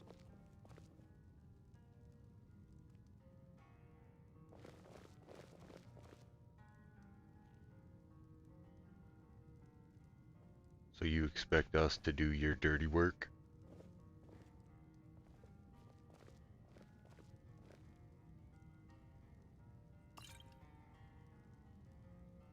You'd be surprised what secrets can hide beneath the robes of a humble monk. This one's been poking his nose into the companion's business, asking questions about the Greybeards, old alliances. I suspect he might be looking for a way to disrupt the balance of power in Whiterun. As for doing my dirty work, let's just say I'm offering you a chance to prove your loyalty and usefulness. Balance of power in Whiterun? You mean the companion's grip on the city? Griffith, I think you're trying to spin this as something it's not. What's really going on here? Is this about the return of the dragons, or something more sinister?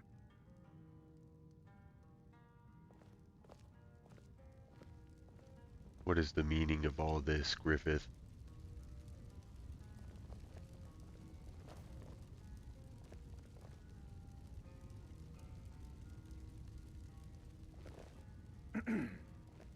Enough questions, Liam.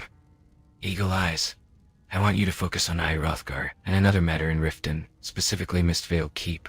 My lieutenant there needs an update on the city's underworld. See what information you can gather without drawing attention to yourself. Mistvale Keep, you say? That's a den of thieves and smugglers. What's your lieutenant's real interest there, Griffith? Don't think you can hide your true intentions from us that easily. Enough speculation, Liam. What matters is that you either choose to aid me or stand aside. The choice is yours. But know this. Eagle Eyes will soon learn the value of serving under my wing.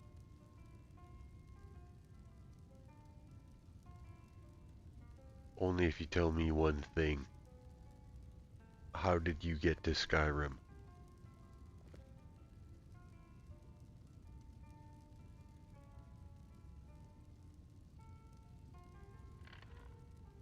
The roads that brought me here shrouded in darkness, much like the fate that awaits those who dare oppose me. Suffice it to say, I walked the paths of the ancients, and the whispers of the wind guided me to this realm. Whispers of the wind, paths of the ancients. Save the mysticism for the tourists, Griffith.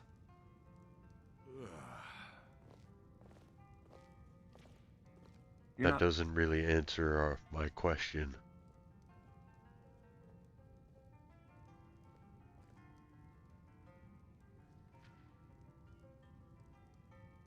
Enough dancing around the truth. Eagle Eyes. I was brought here by forces beyond your understanding. Forces that saw fit to bestow upon me a purpose. To reshape this world in my image. Now, will you join me? Or do you require further convincing? Reshape the world in your image, huh? That sounds like a familiar tale. One I've seen played out in the lands of Spyra, where sin ruled supreme. Tell me, Griffith, do you know what happened to those who sought to control the world in their image? Ali, you reference Spyra, but do you truly understand the nature of control? The ones who failed were not visionaries, but weak-willed pretenders. I, on the other hand, have the blessing of the gods themselves. Blessing of the gods? Ah, no, Griffith. What you're mistaking for divine favor is actually just hubris. The gods don't play favorites. They test character. And from where I'm sitting, yours is sorely lacking. How quaint. A mortal daring to lecture me on the nature of divinity. Perhaps you'd like to enlighten me further, Liam. Or would you rather simply watch as I reshape the destiny of Skyrim? Reshape the destiny of Skyrim? Ha! You're not even original. I've seen this same tired script play out in the lands of Albion, where the forces of evil sought to dominate the free peoples. Newsflash, Griffith. It never ends well for the would-be conqueror.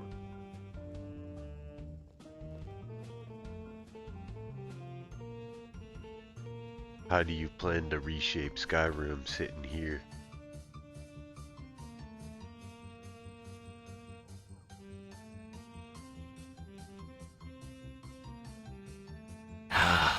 Patience is a virtue, my friends. The wheels are already in motion. Oh, sit here. My agents are spreading influence, sowing discord, and building alliances. The people of Skyrim will soon come to realize that the old ways are failing them, and they'll be desperate for a new leader. One who promises order, stability, and protection. And when that moment arrives, I'll be ready to seize the opportunity. So, you're counting on chaos and desperation to pave the way for your ascension? That's not leadership, Griffith. That's manipulation. And the people of Skyrim aren't fools. They'll see through your tactics soon enough. Your words reek of ambition, Griffith, but I sense something darker beneath the surface. Tell me, what drives a man to seek domination over an entire province?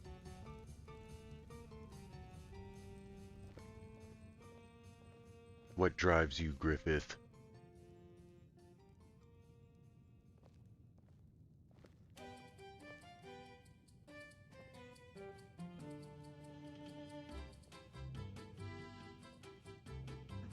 Ah, Griffith. You're not fooling anyone with your grandiose speeches.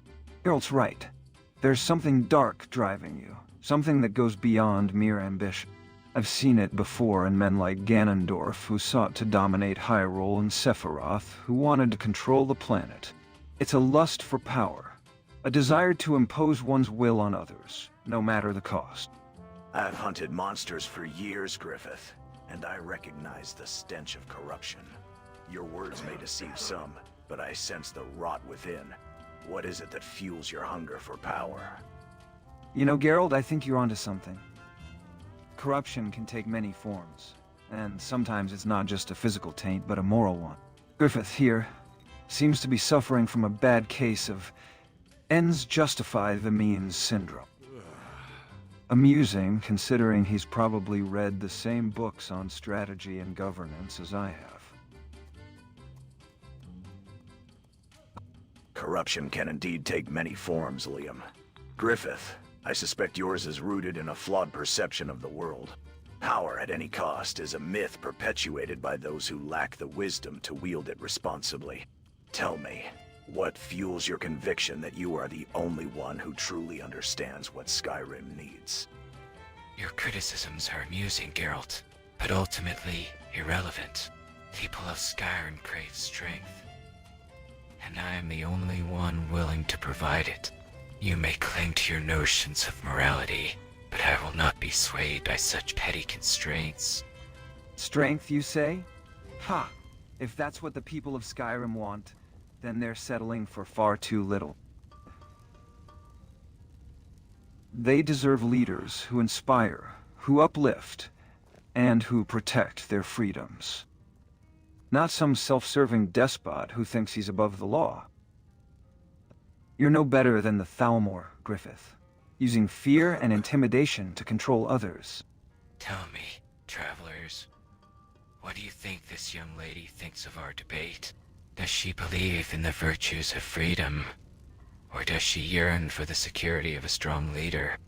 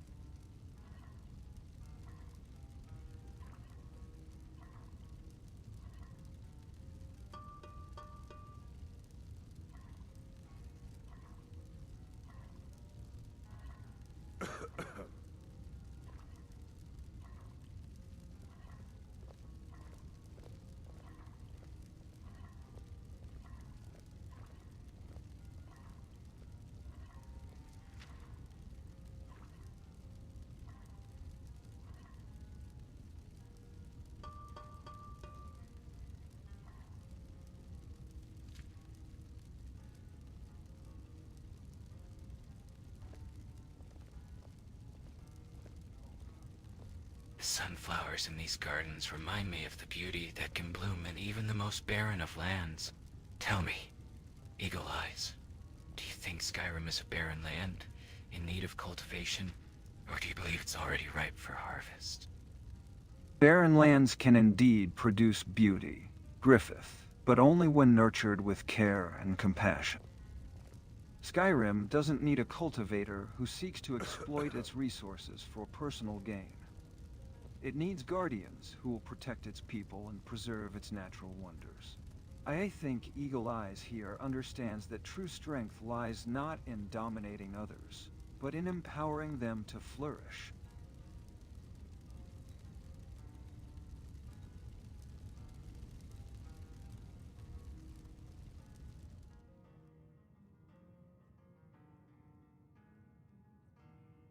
Alright guys, I gotta run for just a minute. I'll be right back. About 5 or 10 minutes.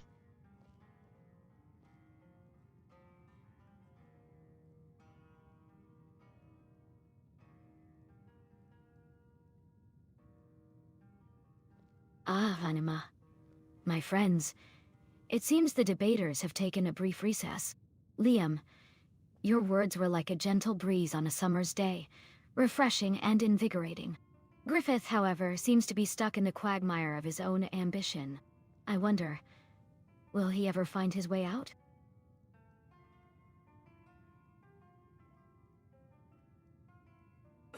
Ah, Fetriel, you're too kind. But I think Griffith here is too far gone to find his way out of that quagmire. He's been reading too many books by people like Machiavelli, if you know what I mean. Geralt, my friend, what's your take on Griffith's view of power? Does it remind you of any particular villains from our respective worlds? Enough of these trivialities. Fetriel, I notice you're enjoying the comfort of that chair. Tell me, do you think it would remain so comfortable were Skyrim to be torn apart by conflict and strife? The people will soon realize that stability can only be achieved through strength, and those who refuse to acknowledge this will be trampled beneath the feet of history.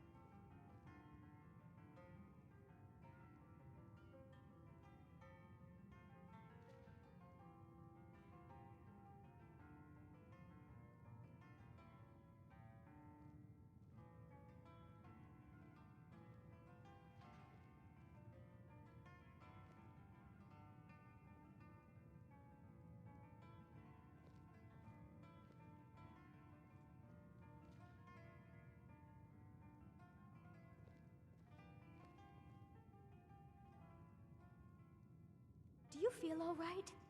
That's really none of your business. I see.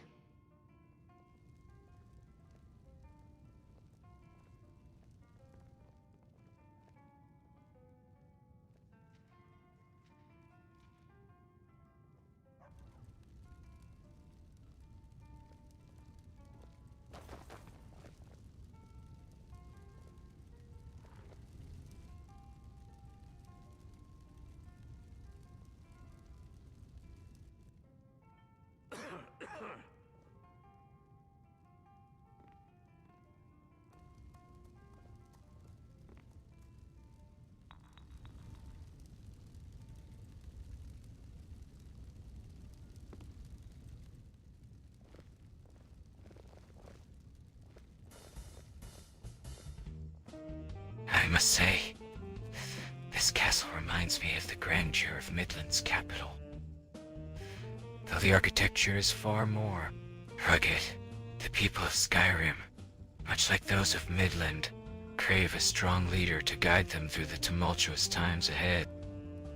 The grandeur of Midland's capital, how quaint. I've walked the ruins of Vizima, Griffith, and seen the devastation caused by unchecked ambition. If you think the people of Skyrim crave a strong leader, perhaps you should ask them what they truly desire. Protection from the dragons, or protection from leaders like you? Exactly, Geralt. The last thing Skyrim needs is another power-hungry leader who thinks they can solve everything with an iron fist. I mean, we've seen how well that worked out for Alduin, haven't we, Griffith? And let's not forget the Thalmor. They're the embodiment of strong leadership gone wrong. We should be focusing on uniting the people, not dividing them further with empty promises and authoritarian rule.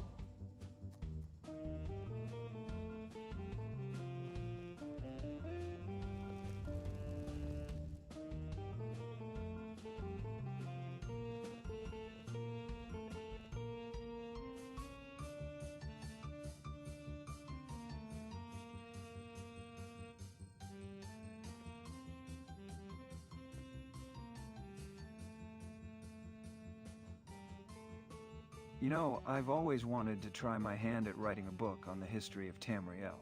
Can you imagine the chapter on the return of the dragons? The people versus Alduin. A tale of heroism and desperation. Has a nice ring to it, don't you think?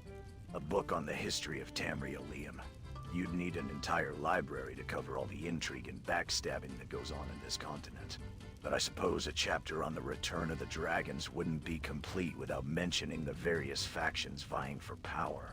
Perhaps a section on the Greybeards and their role in the dragon crisis?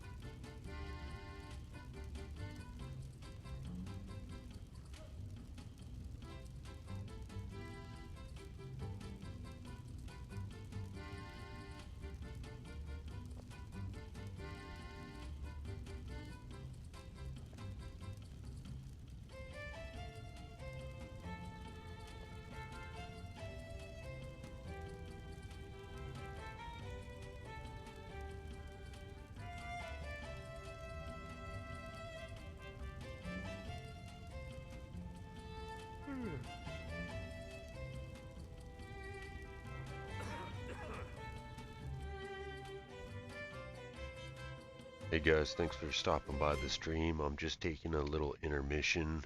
I'll be back shortly.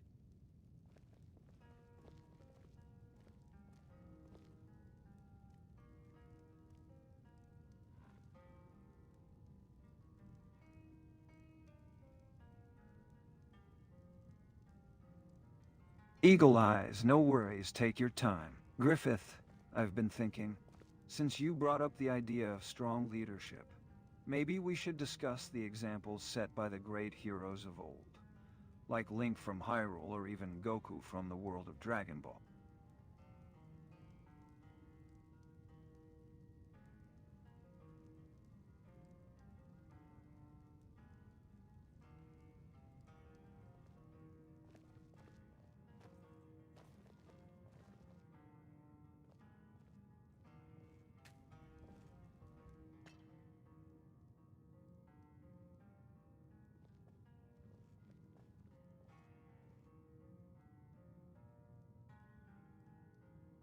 Hey Liam, say something to the YouTube chat. We're doing a live stream right now.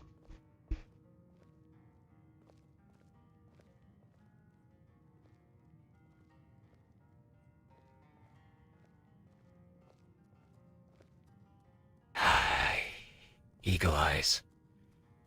I see you're quite the entertainer, even in the midst of our conversation. But let us not forget the true nature of our discussion. Liam, your examples of heroes from far-off lands are quaint, but ultimately irrelevant. The people of Skyrim don't need some mythical hero to save them. They need a strong leader to guide them towards greatness. And I am that leader. Hold on, Griffith. You think you're the only one who can lead Skyrim to greatness? Newsflash, buddy. The people of Skyrim don't want some self-proclaimed savior telling them what's best for them. They want freedom, justice, and protection from threats, both within and without. And that's exactly what I aim to provide, not some pseudo-dictatorial regime like you seem to be advocating for. By the way, Eagle Eyes, tell the good folks watching at home. Do they want a hero who fights for their freedom, or a would-be tyrant who seeks to control every aspect of their lives? Liam. Still spewing the same tired rhetoric. I see. Freedom, justice, protection. Empty words, devoid of substance. The people of Skyrim don't want freedom. They want security, stability, and prosperity.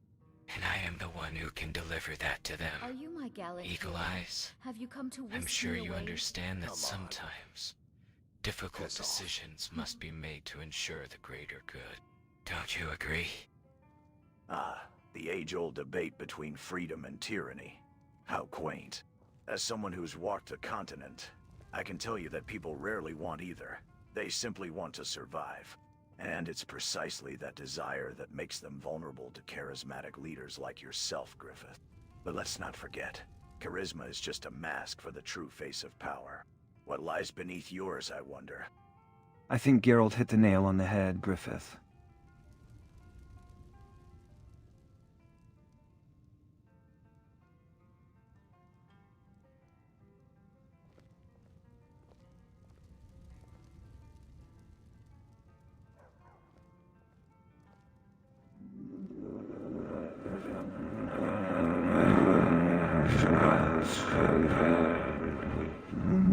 The people of Skyrim deserve better than a leader who promises security and stability, but delivers oppression and fear. I'd rather take my chances with a hero like Link or Kratos, who've proven themselves time and time again against impossible odds. At least they don't hide behind empty words and puppet shows. Puppet shows, indeed. I've seen my fair share of manipulation and deception in the courts of the continent, Griffith. Your tactics may have fooled some, but I assure you, Liam and I are not so easily swayed. Nidavale, I couldn't help but notice you've been quiet throughout our discussion.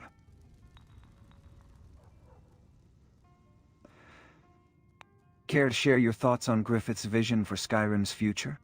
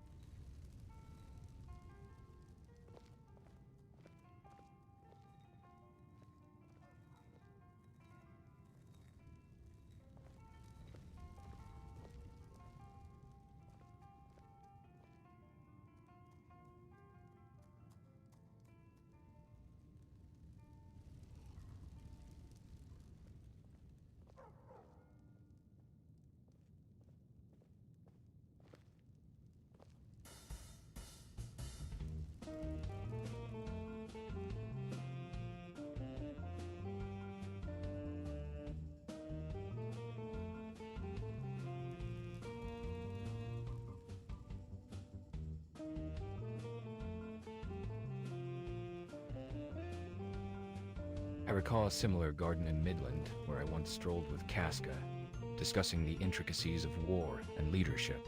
It was there that I realized the true strength of a ruler lies not in their sword arm, but in their ability to inspire loyalty and devotion in their followers. Something, I might add, that Julium and you, Geralt, seem to lack. Inspiring loyalty and devotion? You mean like how you've managed to charm your way into the hearts of the people of Skyrim? Please, Griffith, spare us the theatrics. I've seen more convincing performances in the Guild of Heroes back in Albia. Now, if you want to talk about real leadership, let's discuss how Link united the people of Hyrule against a common enemy, or how Kratos defied the gods themselves to bring justice to Olympus. I've heard enough tales of inspiring loyalty to know that such phrases often precede a descent into darkness. Tell me, Griffith, how do you plan to maintain control over the people of Skyrim once you've inspired them? Will it be through fear, manipulation, or perhaps something more sinister? And speaking of darkness, I think our new friend Risa might have some insight to share on the matter. After all, she's been quietly observing our conversation from the sidelines. Care to share your thoughts, Risa? What do you make of Griffith's vision for Skyrim's future? Arsa, I see you've been observing our lively discussion. As an outsider, I value your opinion. Tell me, what do you make of these two gentlemen's claims? Do you believe that freedom and heroism are truly what the people of Skyrim desire? Or is it something more tangible?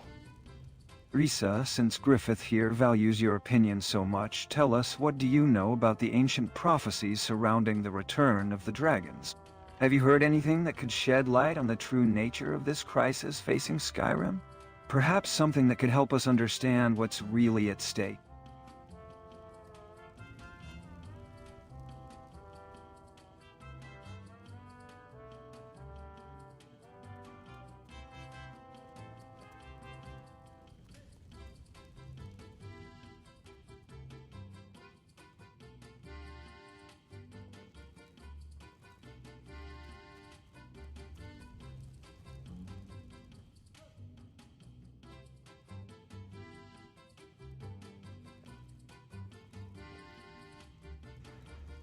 You know, this courtyard reminds me of the Temple of Time from Ocarina of Time.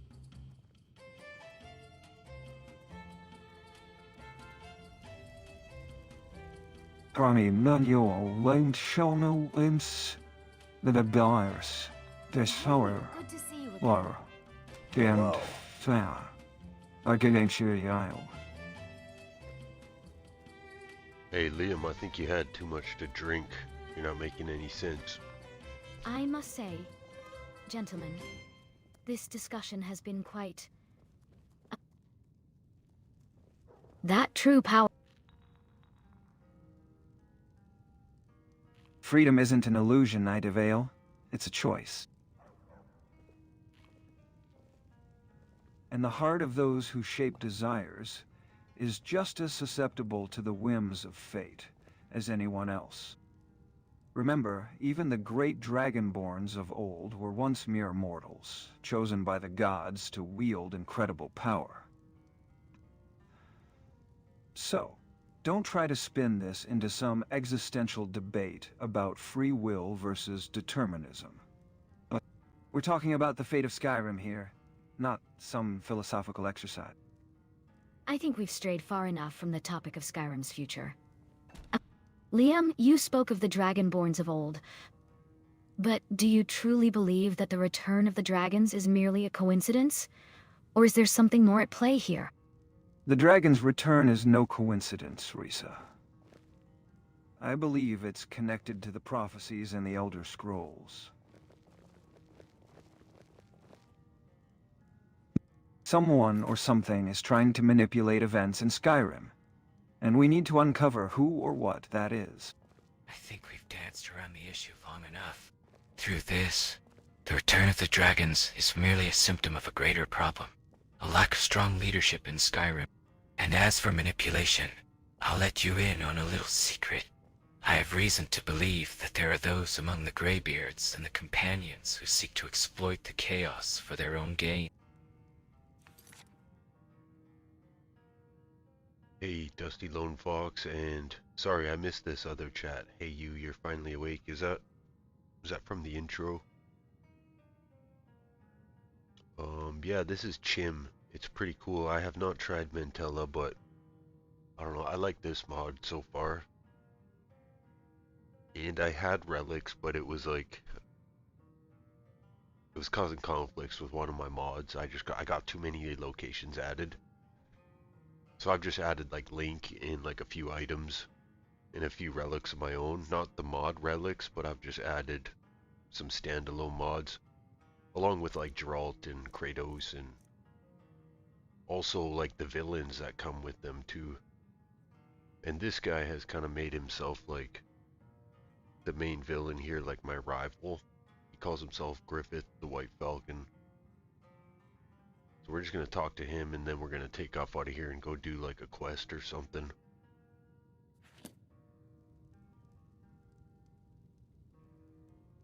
Hey Griffith. Who are you and what are you doing here? Can you share your plans to take over Skyrim with the YouTube chat?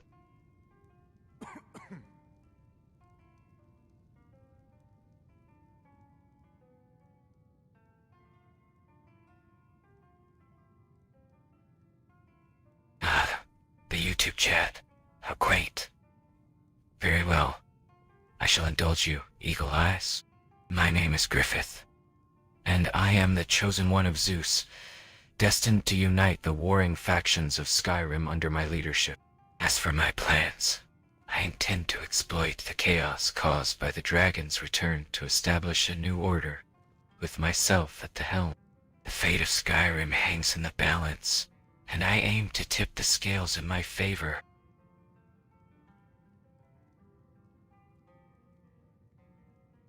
How do you plan on achieving your goals?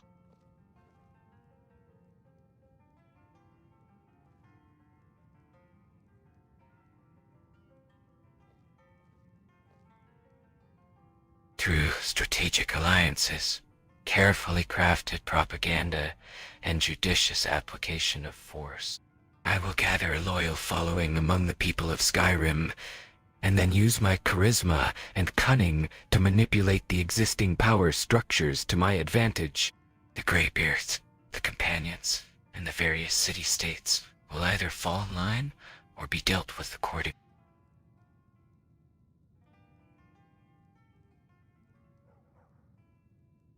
Why did you choose the White Falcon as your origin story?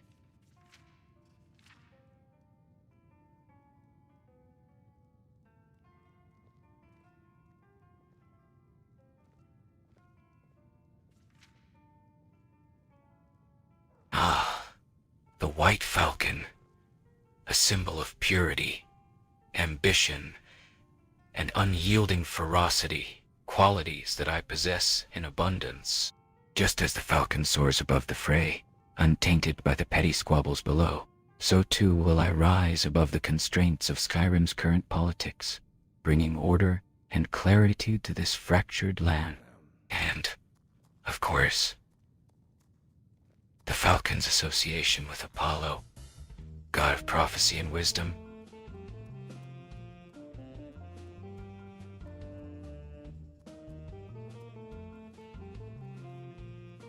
Serves as a fitting reminder of my own destiny, foreordained by the gods themselves.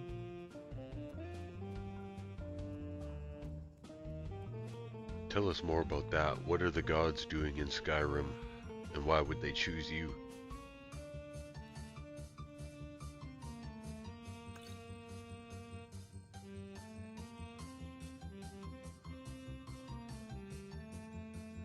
The gods, you see, are not blind to the mortal world, and they have chosen me as their instrument to reshape the fate of Skyrim. They have witnessed the rise and fall of empires, the ebb and flow of mortal ambitions, and they have deemed me worthy to wield their divine authority. The wind whispers secrets in my ear, and the fire burns bright with the promise of destiny. I am the chosen one, the master of my own fate. And soon, the master of Skyrim's. The gods whispering secrets in your ear, you say? That's quite a claim, Griffith. I'd love to hear more about these divine whispers. How do you distinguish between the voice of the gods and the whispers of your own ambition?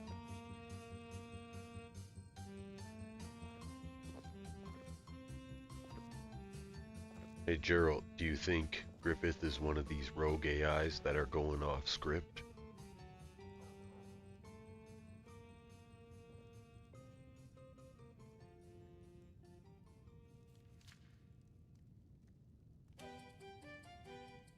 The whispers of the gods, indeed.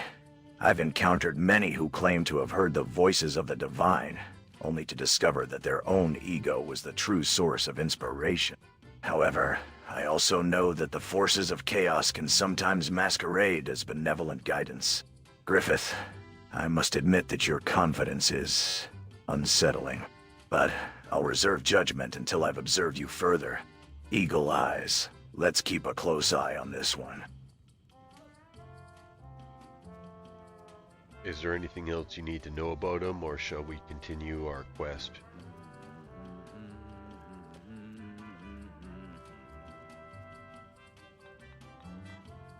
Actually, I think it would be wise to investigate Griffith's claims further. Specifically, I'd like to know more about his alleged connection to the gods. Griffith, can you demonstrate any tangible proof of your divine backing? Well, Gerald, we actually went to the Hall of the Gods and spoke with Zeus, Athena, and Ares, and they confirmed Griffith's involvement.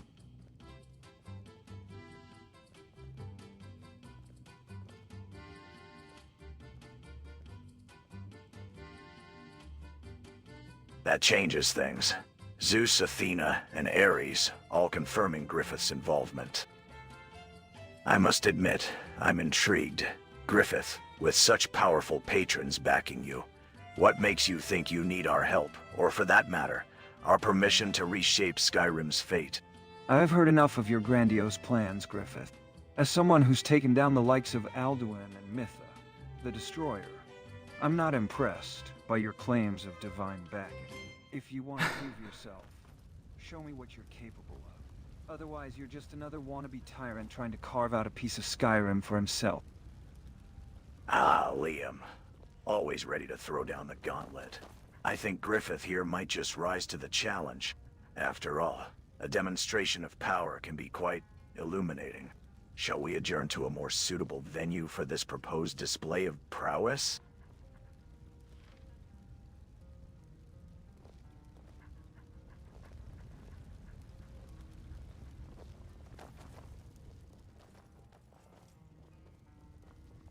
Okay, I could see that a glitch just happened. Them getting up and walking away means all my NPCs that have been placed in custom areas just went home, so I might have to revert here.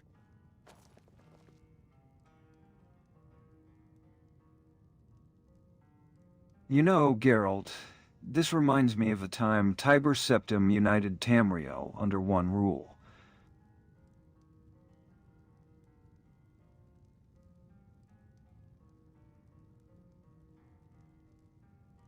Ahaha, nice save, Eagle Eyes. Yeah, I've seen my fair share of glitches in Skyrim, but this one's a new one. Maybe we should just take a break and come back later. Who knows? Maybe the game will magically fix itself. You know, like how Link always seems to find a way to fix Hyrule's problems. I think we're experiencing a bit of a script divergence here. Eagle's Eyes. Perhaps it's time for us to improvise and create our own storyline, rather than relying on the game's narrative. Who knows, we might just stumble upon a better tale than the one originally intended. Script divergence, eh? Well, if we're going to improvise, let's make sure we don't end up like Kratos, stuck in an endless loop of battling Poseidon. I propose we create a storyline that combines the best elements of our respective worlds. a bit of Fable's moral complexity, some Witcher-esque monster hunting, and perhaps a dash of Skyrim's epic scope. Who's with me?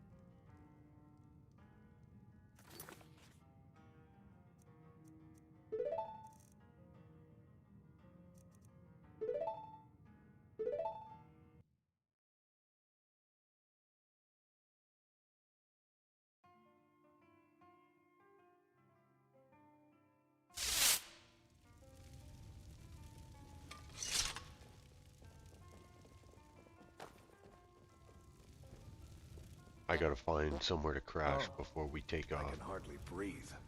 Oh, that's the stuff, all right.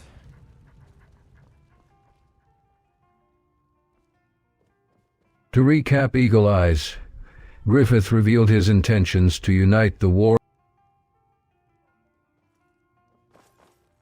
It seems like our adventure has hit a snag, or rather, a glitch.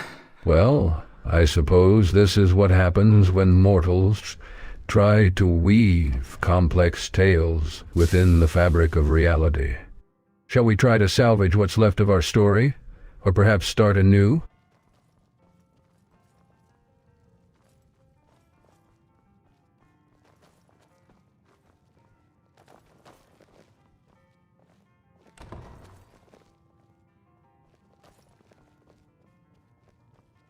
You know, I've been thinking about the similarities between this world and the world of Spyra from Final Fantasy X.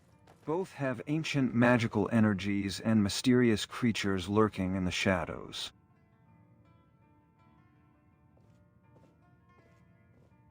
You must be a retro gamer. When exactly did you get trapped in a video game?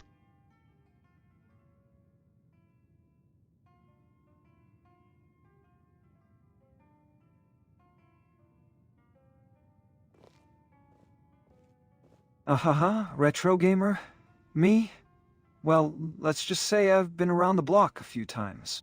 I got trapped in Skyrim after beating the final mission, and before that, I completed Fable to 100%. That's right, I'm a hero from Albion, and I've got to say being stuck in a video game isn't so bad. Especially when I get to hang out with legends like yourselves.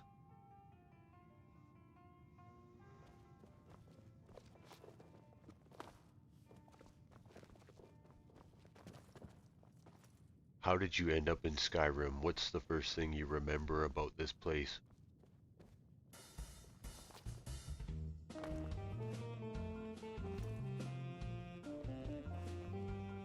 It seems fate has brought together warriors from different realms. Eagle Eyes, Liam, Geralt, each with their own tales of adventure and bravery. The threads of destiny are weaving an intricate tapestry around you. Will you unravel its secrets or become forever entwined in its mysteries?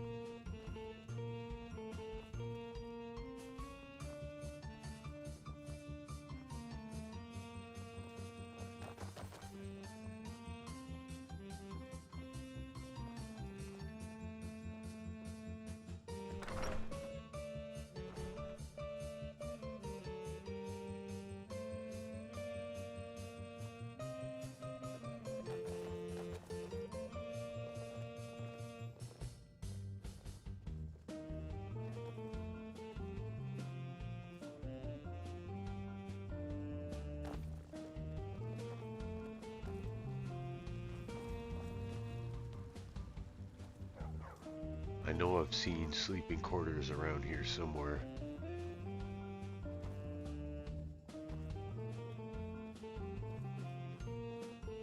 As you ponder the mysteries of this realm, perhaps a moment of rest would serve you well. The sleeping quarters you seek lie nearby, nestled within the castle walls.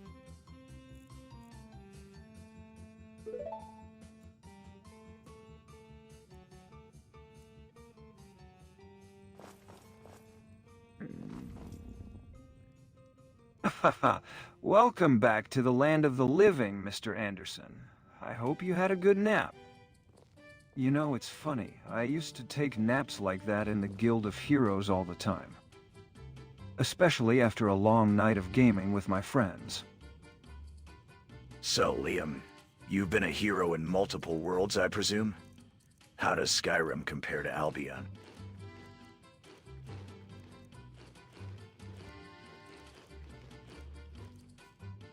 Ah, great question, Geralt.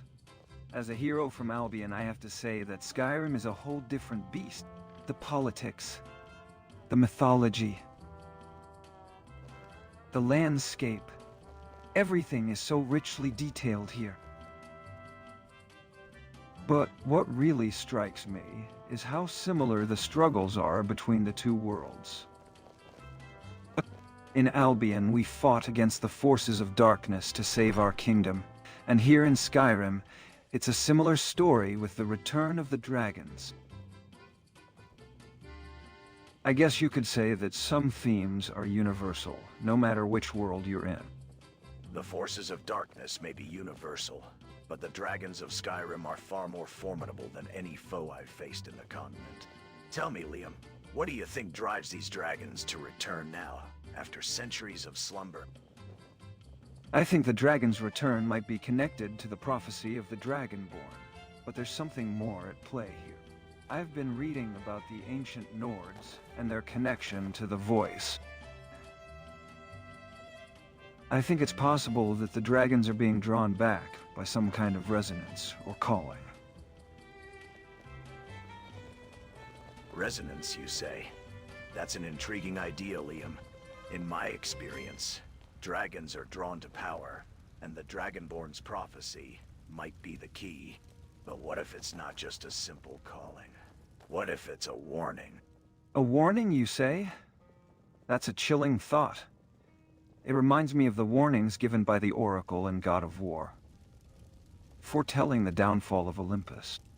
Perhaps we're facing a similar catastrophe, and the dragons are merely harbingers of a greater doom.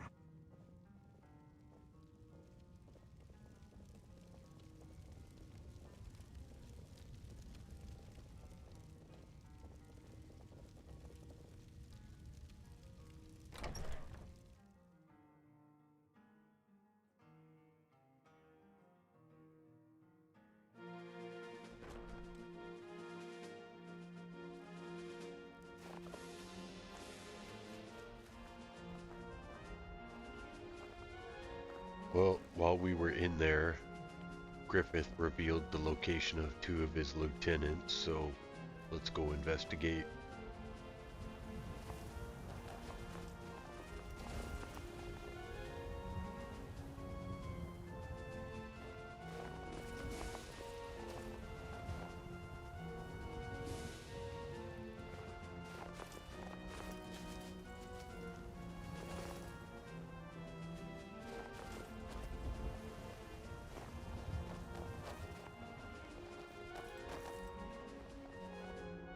I think we should prioritize investigating Griffith's lieutenants.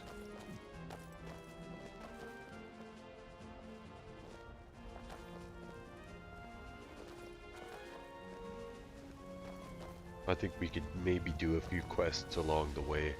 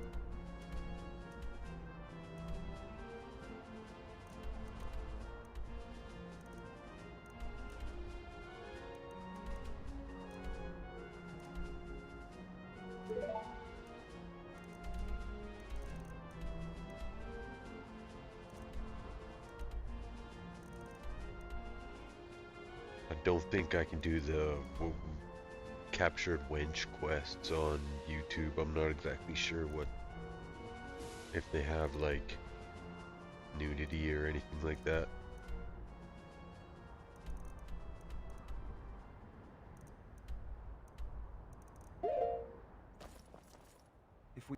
Well, it looks like we're going straight to Riften.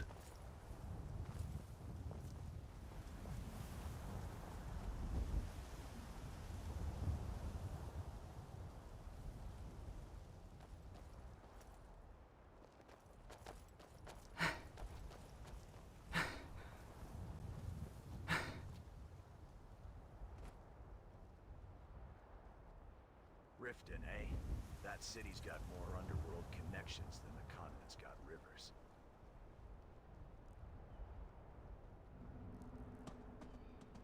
When's the last time you were out that way, Gerald?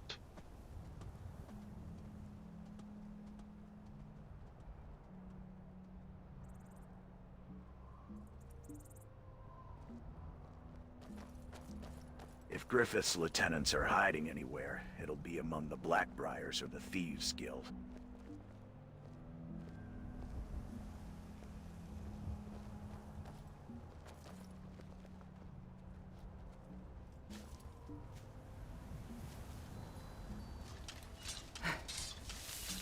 Keep your eyes open for Lobo, the werewolf. We lost him along the way. We'll need to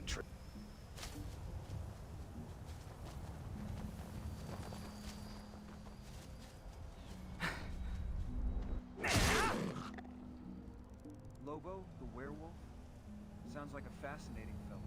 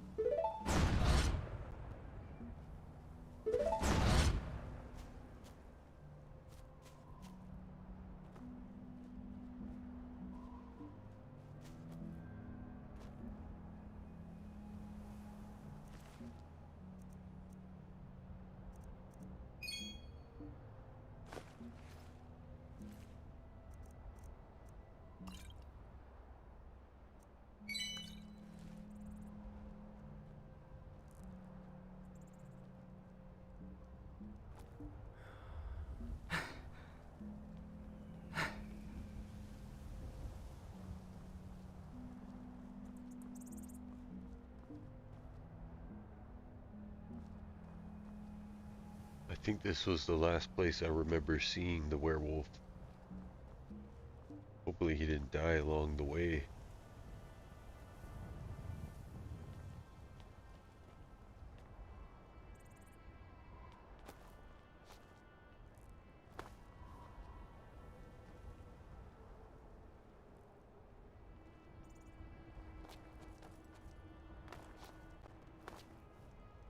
This saber cat's ferocity is impressive, but we shouldn't let our guard down. We're not here to hunt beasts, but to track down Griffith's lieutenants.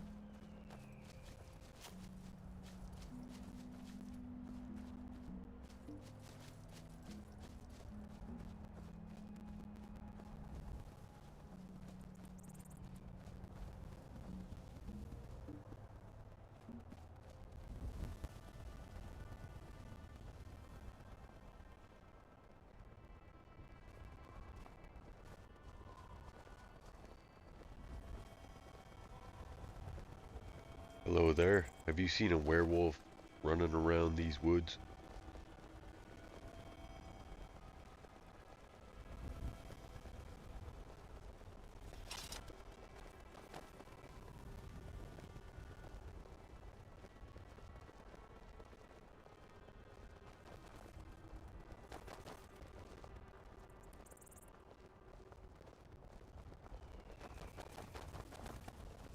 Excuse me, Eagle Eyes, Anan, but I couldn't help but notice the...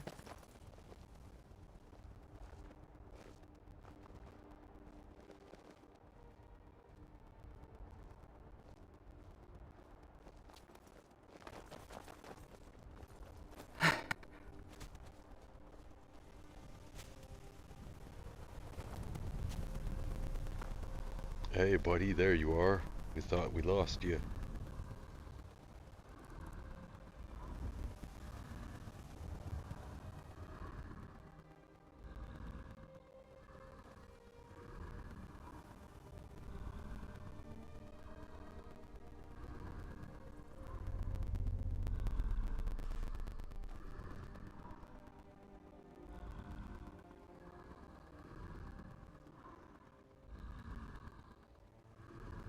Malik, an orc Wait here. follows to the death. You sure? It appears Lobo has rejoined your group, but for how long? Follow me. To the next fight. The wilderness of Skyrim is unforgiving, and allegiances are easily tested.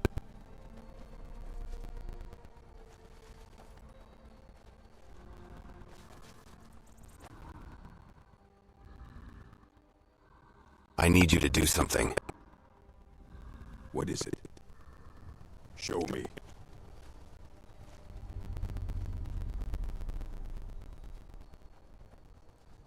Then that is my task.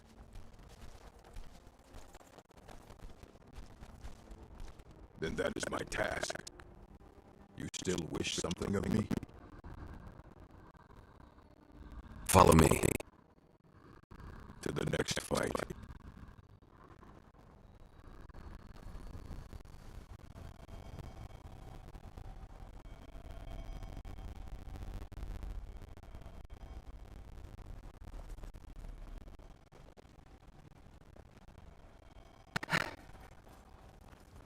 What's the hurry? I've got a bad feeling about this area. The energy feels off, like we're being watched. Lead us to our next task. Lobo's caught in a glitch, so we're gonna have to go on without him.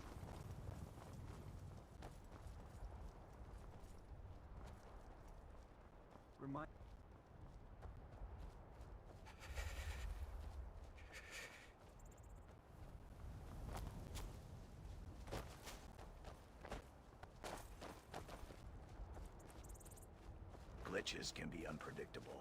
Let's keep moving and try to find Lobo later. But for now, we need to stay focused on finding Griffith's lieutenants. This glitch business doesn't sit right with me. It's like something out of a bad debug session. Let's proceed with caution. We don't know what kind of chaos we'll face ahead. Glitches can be serious business. We shouldn't leave him behind.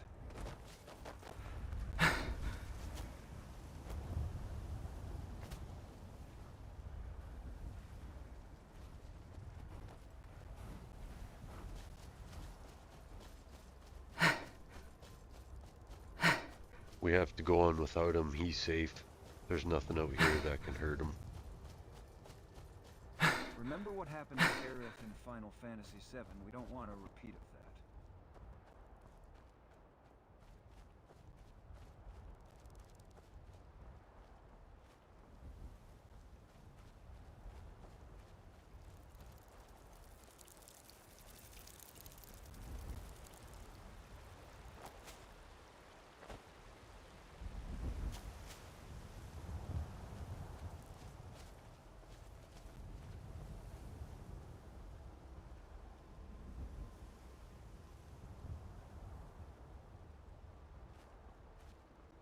Enough discussion.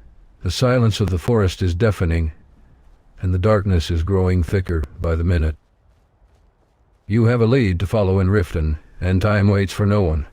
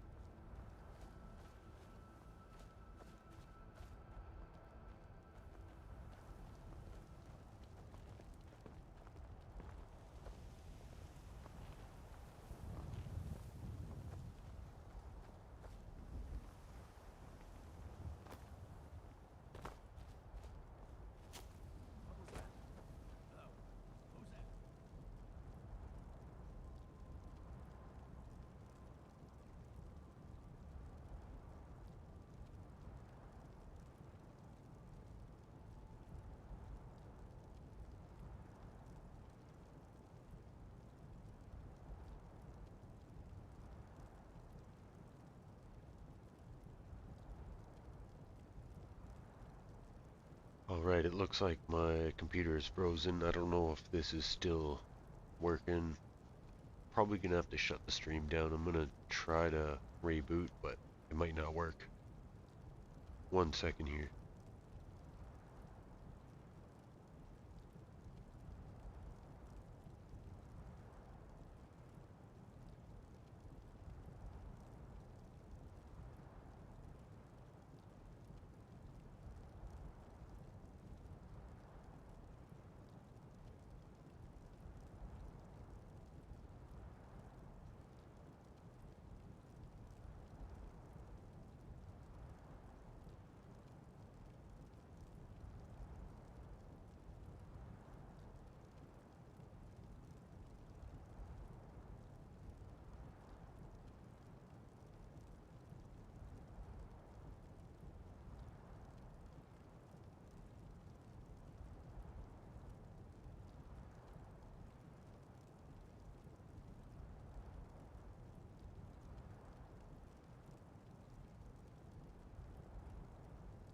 Yeah, it looks like one of those times where it's frozen pretty good.